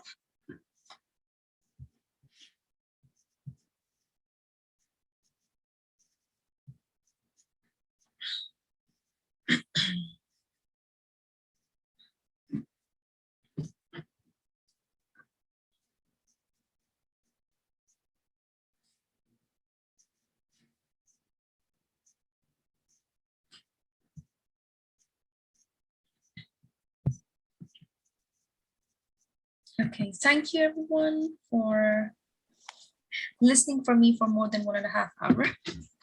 And there are certain QR codes which you can scan and you can give your feedback and thoughts. Thank you so much. Thank you, Ms. Nabiha, for an insightful session.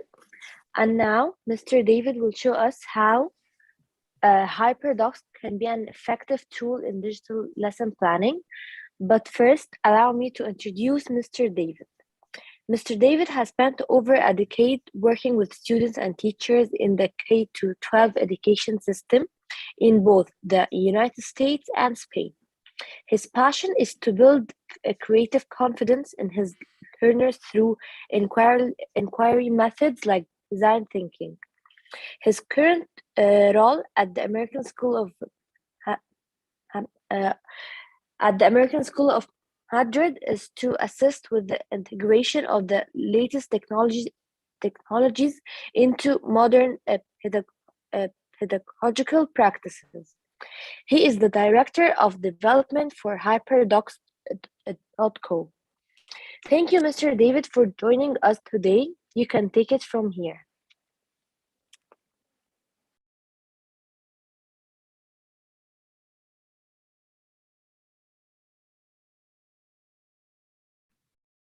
Hello, thank you so much for having me. And I want to thank Ms. Nabiha as well. What a fantastic presentation about just an absolute deep dive into lesson planning and the complexities associated with planning a lesson. And I do hope I can follow such an informative session talking a little about Hyperdocs. Thank you also so much for that introduction. Again, my name is David Hotler, and I work here at the American School of Madrid in Madrid, Spain. And I am also the Director of Development at Hyperdocs.co. Very happy to be here to speak to you all about Hyperdocs. So let's get started. A little bit about us. We are a small company. There are 4 of us, and we are interested in transforming education. And that's what keeps us up at night. What we're passionate about is helping teachers. And we often say in our meetings, one teacher at a time. And that's because we are in it for that particular reason. And we're not here to sell you snake oil or to get you excited about something that isn't proven or effective. Because ultimately we believe that technology should enable more connection between people. We've heard for decades and decades that technology will revolutionize education. They believe that when the radio came out, they believe that when television and movies came out, they believe that about the internet, and all of those things have helped evolve education, but they haven't revolutionized education. And what we believe is that it's the human connection that continues to make education strong and what it is. So if you're following along with the slides, I wanted to let you know that I just put a link to the slides in the chat. And so you can open up the same slide deck that I'm using here, and you're more than welcome to follow along. It also contains all of the links that you'll need today, and you can hold on to this as your resource moving forward. So you can save all of the links there in this one document. Today, we're going to talk about the basic Hyperdoc model. In fact, we're going to look at a Hyperdoc and what makes it unique. And we'll also use that same Hyperdoc to learn about Hyperdocs. So this is the plan for the next 30 or 40 minutes, and then we'll take some time for questions, and hopefully everyone will get a bit of an early night. All right, so let's first look at what is a Hyperdoc. And to do that, we're actually going to use a Hyperdoc. And so if you haven't already, there is a link in the chat to this presentation. And if you go to slide 6, which is the slide that I'm on, you'll have access to the Hyperdoc that we'll use today. And here it is. It's very basic Hyperdoc, and I'll put the link in the chat as well.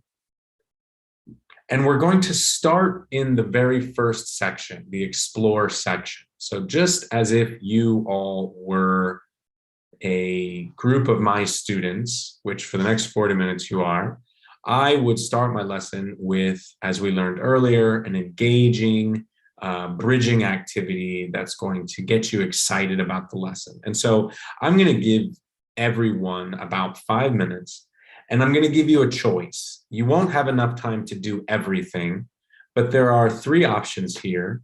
You can either read a short blog post, or you can, watch a video, or you can scan one of our free courses on what is a Hyperdoc. And while you do that, I just want you to be pondering the question, what is a Hyperdoc? And when you think you've got a pretty good response, I want you to use one of these sentence stems, I see, I think, I wonder, in the chat. Finish that sentence in the chat. I see, I think, I wonder. All right. So with about 5 minutes left on the clock, I'm going to turn it over to you and let you choose what it is that you look at. All right.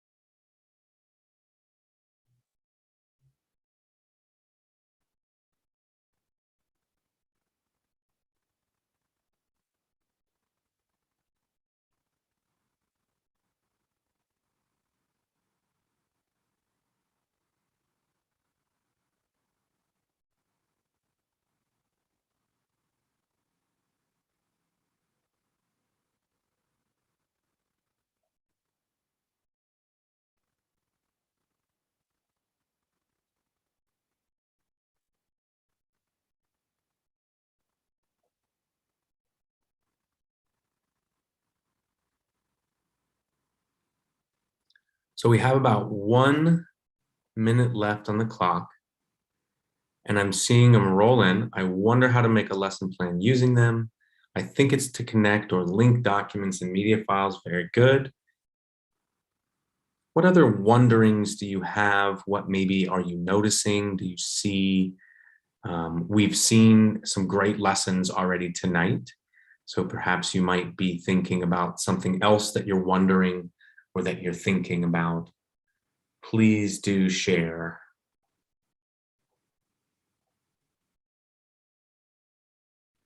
About 1 more minute.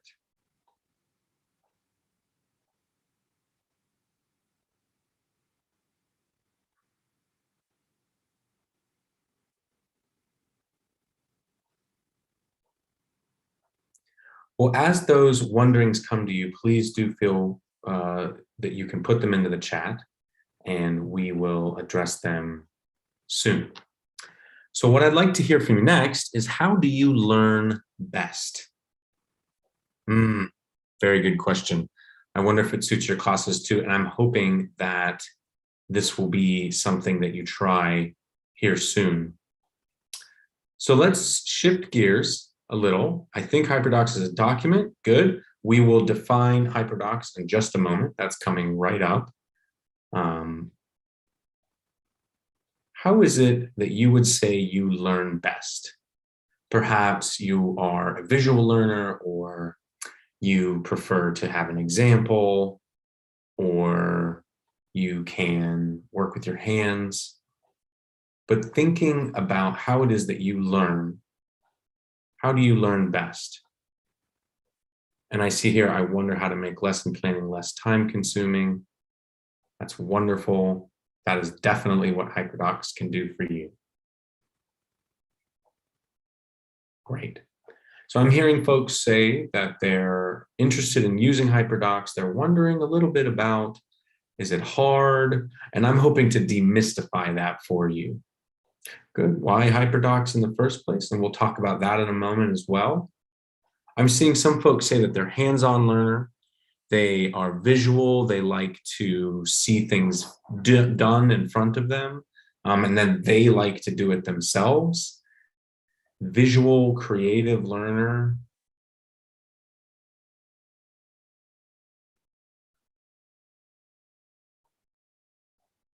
I myself am the same way. I prefer to see things happening in front of me and then be given a chance to try it myself. I'm also a tinkerer. So I will look at something and I want to play with it. I want an opportunity to test its constraints and to see what it is that I can do with it and see how it sort of impacts my world. Now, I asked that question right before I talk about why it is that we use Hyperdocs. So here is what I talk to people about when I talk about why we use Hyperdocs. Teachers control 4 things in their classroom. They control the content, the process, the product, and the learning environment. And students can interact with those 4 elements based upon their readiness to learn. So perhaps, are they ready physically, mentally? Do they have the skills they need? Their interest level. So are we talking about something that they love to do? And also their learner profile, which is what we just talked about, which is how it is that we like to learn. So as teachers, our biggest task is coming up with ways to engage all learners in ways that will help them learn best. And so sometimes it's not always the way we learn best. And that is, a big part of teaching. Now, Hyperdocs fall here in the middle. And so as a teacher, when we create a Hyperdoc or we create any digital lesson plan, we're taking our content, what it is that we're teaching, our subject, we are compiling it through a process. And most of us went to school, and in our praxis of teaching, we were taught certain processes. And in fact, that's what we just learned. We learned different ways of learning. And so that cycle that we saw earlier about acquiring new knowledge, it applies to all humans in all ages. The product, the thing that we want the students to create in order to show they know what they've learned, it depends and changes based upon the lesson and the learning environment as well. As we all may have learned from COVID, learning environments can change, and so the learning needs to change along with it. So why do we use a Hyperdoc? Because we want students to collaborate and we want them to draw conclusions. We want more students to be engaged, to work harder than the teacher. We want the students doing the heavy mental lifting. We want the teacher to be free in the classroom to check for understanding, to speak with students instead of teach students, to talk at students or to speak with students is two different things. We want to give students an opportunity to practice and rehearse things. All of you just said you like a chance to do and try. We want students to learn how they learn. And so by giving them the choice along the way, they will find the things that work best for them. We want to empower them to become experts. We need to use feedback to inform our instruction. And we use Hyperdocs because it's an incredible opportunity to differentiate those 4 elements for each student without needing to create 4 different lesson plans or 5 different lesson plans. So I told you that we want to change education, and this is really the foundation for how we plan to do that. The current model, or the most outdated model, what we see the most when we're in classrooms is this cycle of learning. The teacher gets up, they explain something, they give a lecture, then they assign something, perhaps a classroom activity, homework, a test. Then they assess that thing, the test, the homework, the essay, and they give it back to the students, and then they explain something else, assess, and assign, and on, and it goes in a big circle. At Hyperdocs, we believe that we can fundamentally change education if we shift the cycle of learning so that the students have an opportunity to explore the content on their own, to engage their interests, to be excited about learning, then help them understand the objective of the lesson, what it is that we need them to understand, and then ask them to apply what they've learned throughout the process. Now, this is incredibly simplified, and it gets obviously more and more complex as the content gets more complex, as the processes need to become more complex in order to convey the content, as the product that we're asking the students to give back to us becomes more complex. And when we have differences in the learning environment, for example, in a virtual setting, it's much harder to do a hands-on activity because I'm not there with you. And it's difficult to see even who's paying attention or who needs more assistance. And so all of those factors make it difficult. But Hyperdocs, as you'll see here just in a second, helps with that.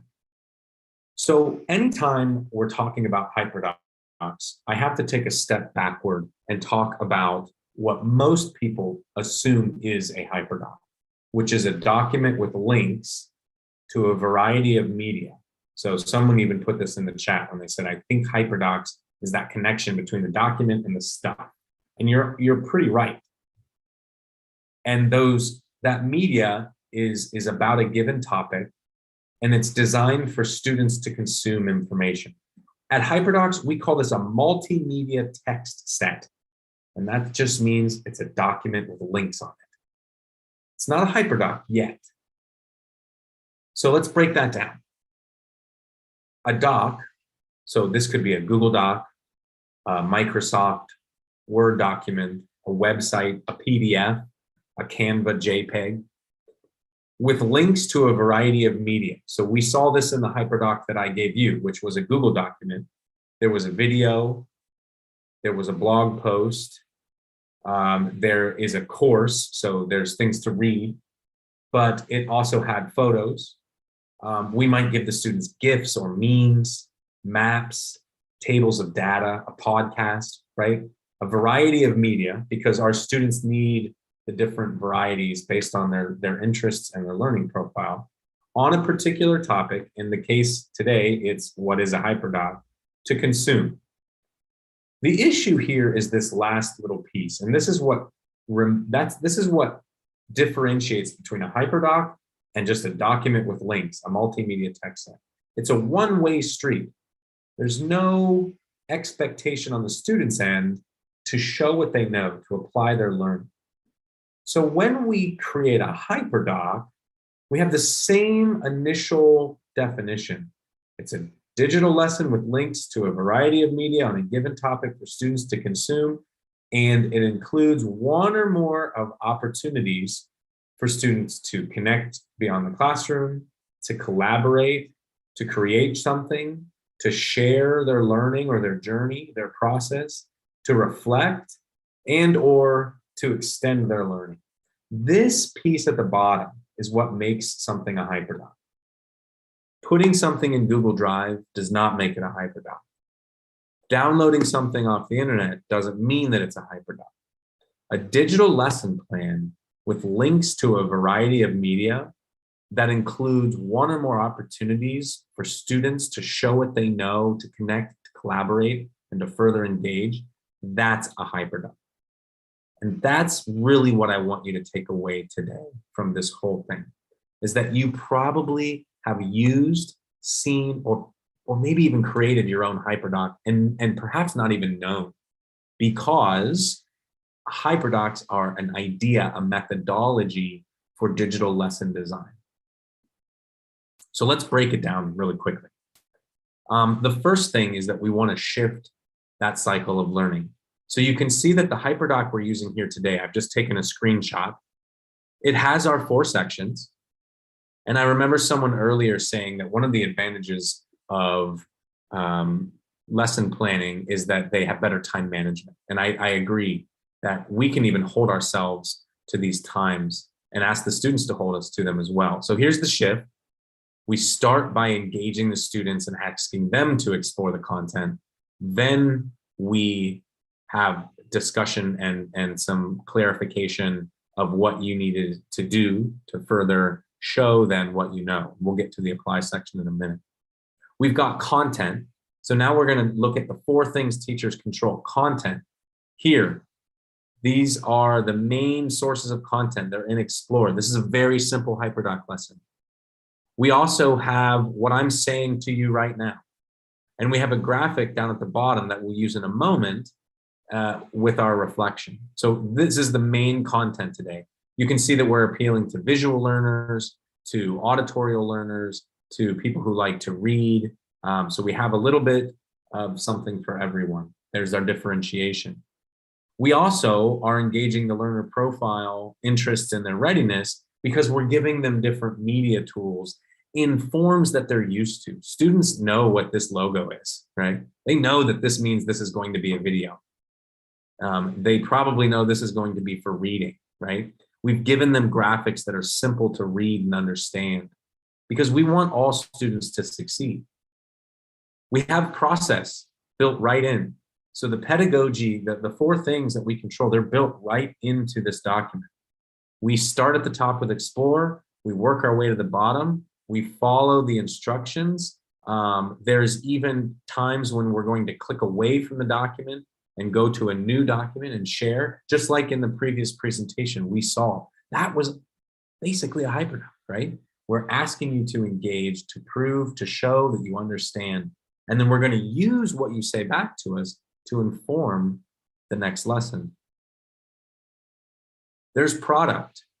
In this particular lesson, the product is what you type in the chat, right? What I'm asking you to get back to me. If this were a live session, it would be what you're physically saying to me, as well as this auxiliary document that we'll explore in a moment.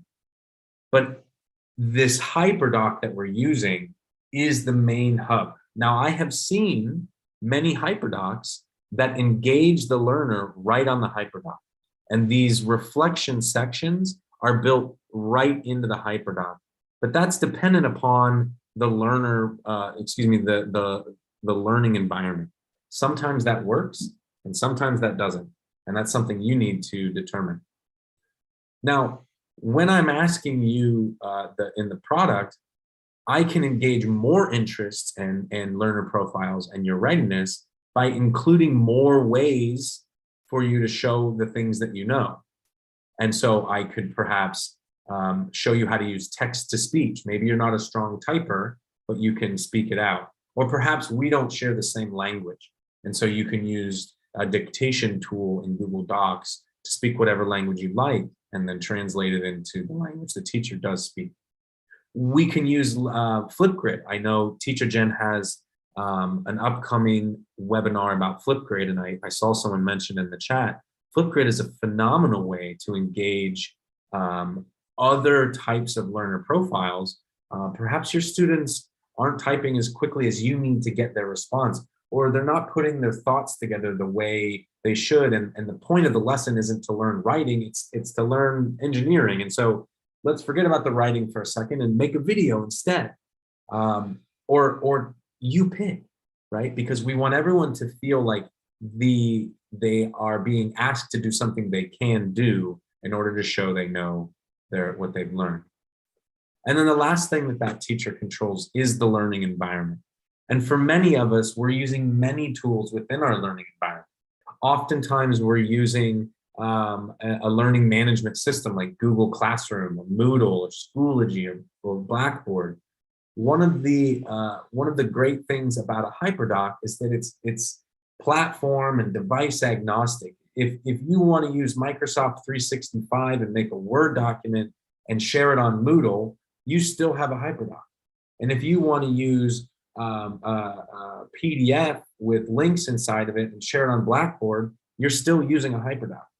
And if you make a Google Doc and share it through Google Classroom, you're still using a Hyperdoc.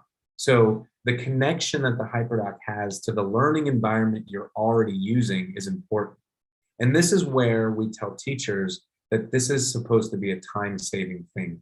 We don't want you to learn new tools until those new tools enhance the learning. We want you to use the tools you already have to better engage the students. And as you move along, you'll find and pick up new tools. Trust me, if you join our Facebook group, you are going to see, you keep following Teacher Jen and join their group and get involved. You're going to learn all of these new little tips and tricks. Those are great when they work for you, when you're ready to bring in a new tech tool and really decide, is it going to enhance the student learning or is this just some flashy product? Hyperdocs don't need to be flashy. This is a very simple. So before I talk a little bit about when to use Hyperdocs, I want to pause for a moment and make sure there's no questions in the chat. I haven't seen any come through while I was speaking, but if you have a question, please feel free to put it in the chat.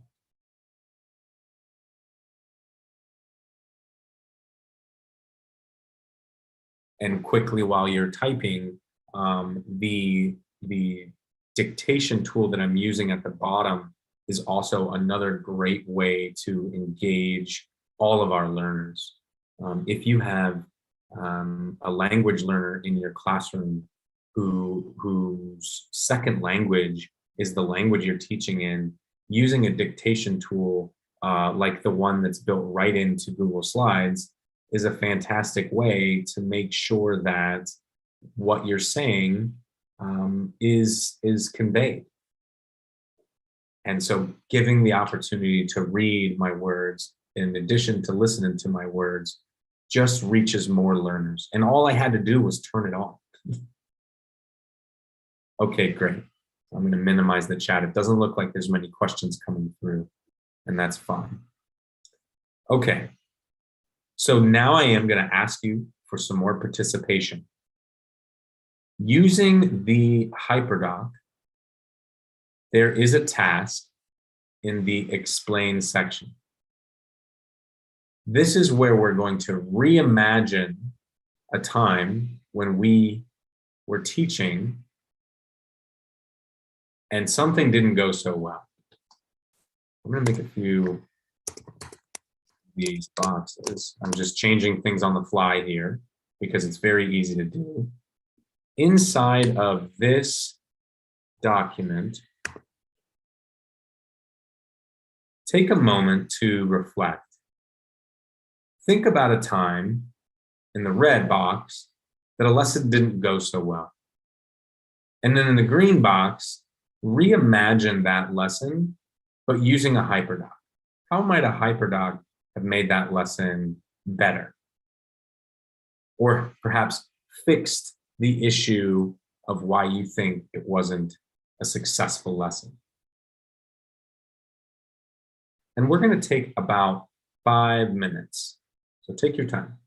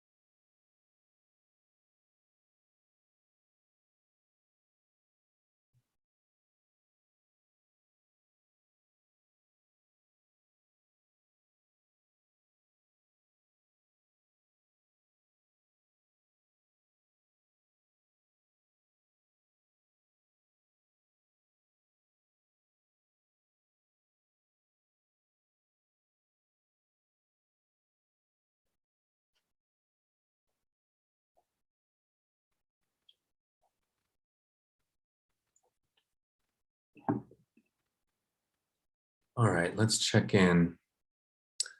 Bummer. Oh, okay, we have a few. We have one.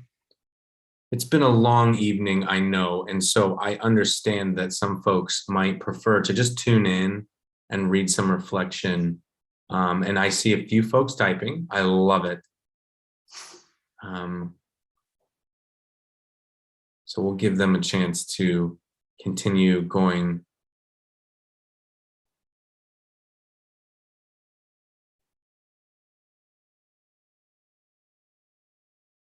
This is a great opportunity for students when you give them this to let them know that there are different ways of entering their text.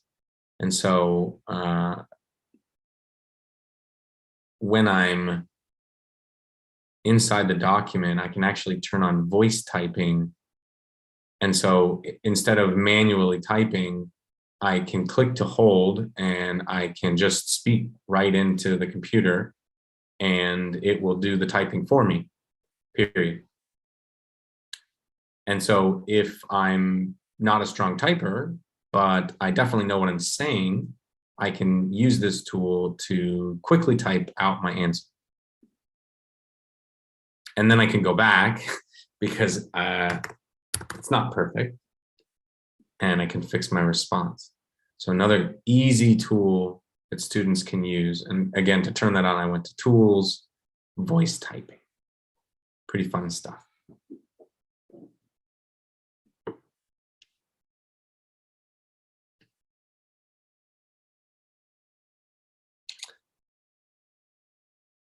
Great. So I'm seeing a strong leaning towards differentiation. So we use Hyperdocs when we want to differentiate, when we want to provide all of our learners new opportunities. So let's take a moment and on the Hyperdoc, there is this final graphic here at the bottom. And this is what we like to think of as the learner progression through Hyperdoc. So at first we are curious, we're crawling, then we are creative or we're walking, then we're impactful, and then we're transformative. So when we're curious, we're exploring new solutions, we're learning new tools, maybe it's our first time using Google Apps. When we're creating, it might be our first single lesson plan, or we're remixing someone else's work, we're reimagining one of our old lessons. When we're impactful, we're packaging lessons in new ways, we're bringing in way new tools, we're reflecting and improving upon our process, and we're sharing our lessons. When we're transformative, we're bringing connections into the classroom from other people. In the chat, where are you? Are you a 1, 2, 3, or a 4? Are you curious about this? Do you feel like you're doing, now that you really understand what Hyperdocs are, where do you see yourself? Are you crawling, walking, running, or flying? Are you curious, creative, impactful, or transformative? Are you a 1, 2, 3, or a 4?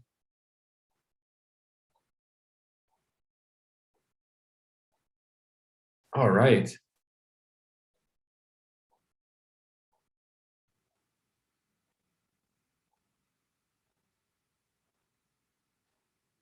Excellent.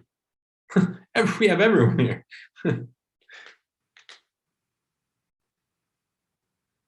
And thank you so much for everyone who's sticking around. I only have a few more slides before I leave it open to some questions, and open the door for how we can continue this conversation, because there's really so much that can go into one of these Hyperdocs, but there really doesn't need to be. And I think that's what trips a lot of people up who might be responding that they're a 1 or a 2, and that they think they can't do this. It's just not true. A lot of what a Hyperdoc does is help a teacher reorganize the things they're already amazing at doing. And you wouldn't, I'll be honest, you would not be sitting in this webinar at 10:30 at night if you weren't an amazing, dedicated teacher. And so let's think about how we leverage those skills and lean into those skills in order to move through this Hyperdoc creation journey. So here's what we do at Hyperdocs, and here's how I think it might help you moving forward. We do 3 things. We have a strong community. So we are on Facebook. We have 42,000 members in our curated educator group. That means you have to be an educator to get in. And in that group, you can type in, I'm looking for a lesson about this. And someone will come up with a Hyperdoc or an idea. You can say, I'm having trouble figuring out how to get my students to be more reflective. Can you give me a tool for that or a suggestion? Boom, 5, 6, 7 responses. Same with Twitter. You can follow Teachers Give Teachers on Twitter, or you can follow this hashtag. Both are very effective. If you have this link to this document, and I'm going to give it in the chat one more time, this is the one link you need to save, because it has all the links from the session today inside of it. But if you click on these links, or these symbols, they'll take you right to those social medias. The second thing that we do is provide resources to teachers. So if you don't find what you're looking for in the community, you can come to our website, and we have free digital lesson plan templates and an entire digital lesson plan library. And so if you're just getting started, you can click into what we call Teachers Give Teachers, which is an online search engine that allows you to find lessons just based on some key search terms. And as of today, it looks like 669. We're continuously encouraging teachers to add to this, and we're also adding to it. We also have an active blog, which is a free resource library for teachers, and we send out posts where we give out lesson packs, or we ask you for a challenge. We talk about different ways to teach something like identity, or different ways to engage your students in different types of lessons. And so we provide tons of resources to ready to use lessons, and we really break down what it means to teach that particular topic. The final thing that we have is online learning, and we have asynchronous and synchronous learning opportunities. So we have an entire academy with lots of free courses and some paid courses.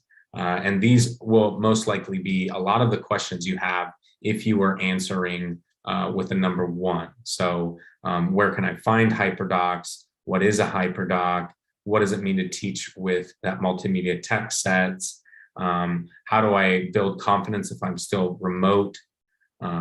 Different tools and tutorials for the different, this one's a very popular free course, the different free tools that you can use as a teacher. And then we also have webinars, both live and on demand.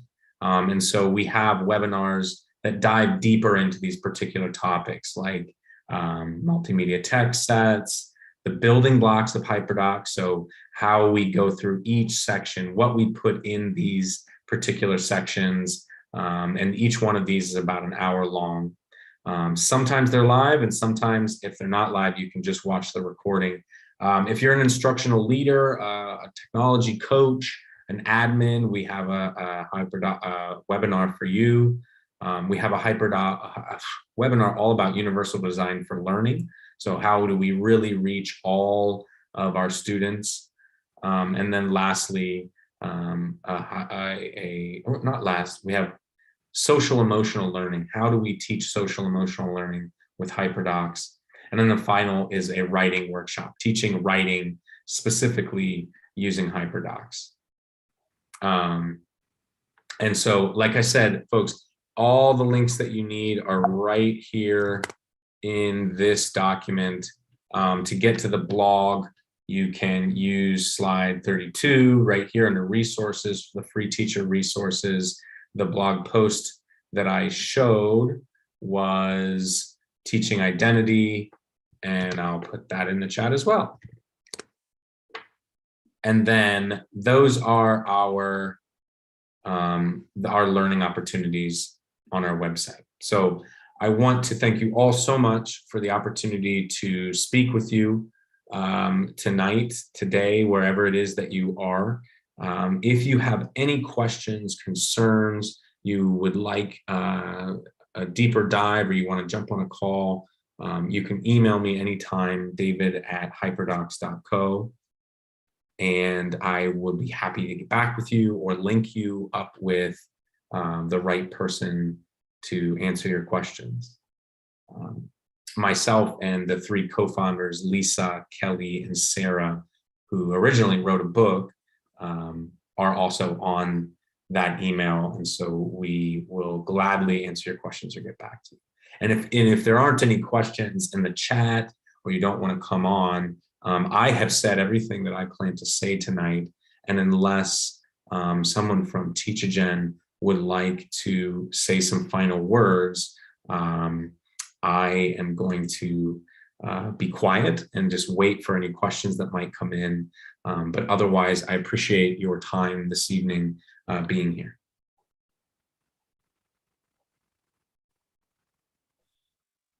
Okay, thank you, Mr. David. We didn't receive any questions from the audience. We would like to thank you for joining us today, and we hope you found today's session beneficial for you. Kindly note that the certificate of attendance for this course is available for a small fee, $10. If you are interested in receiving one, kindly send an email to this email in the chat box. I will send it now.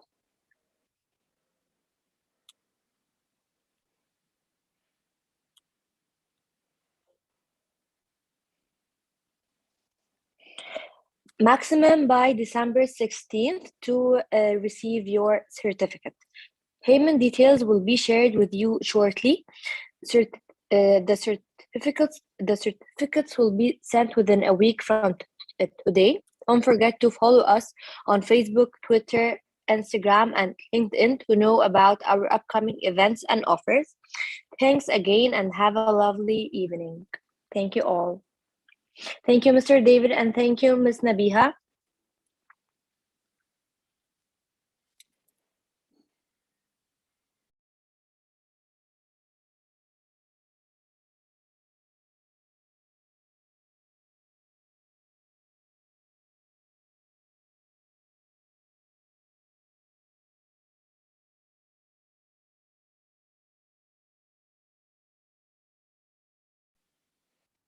Bye-bye all. Bye.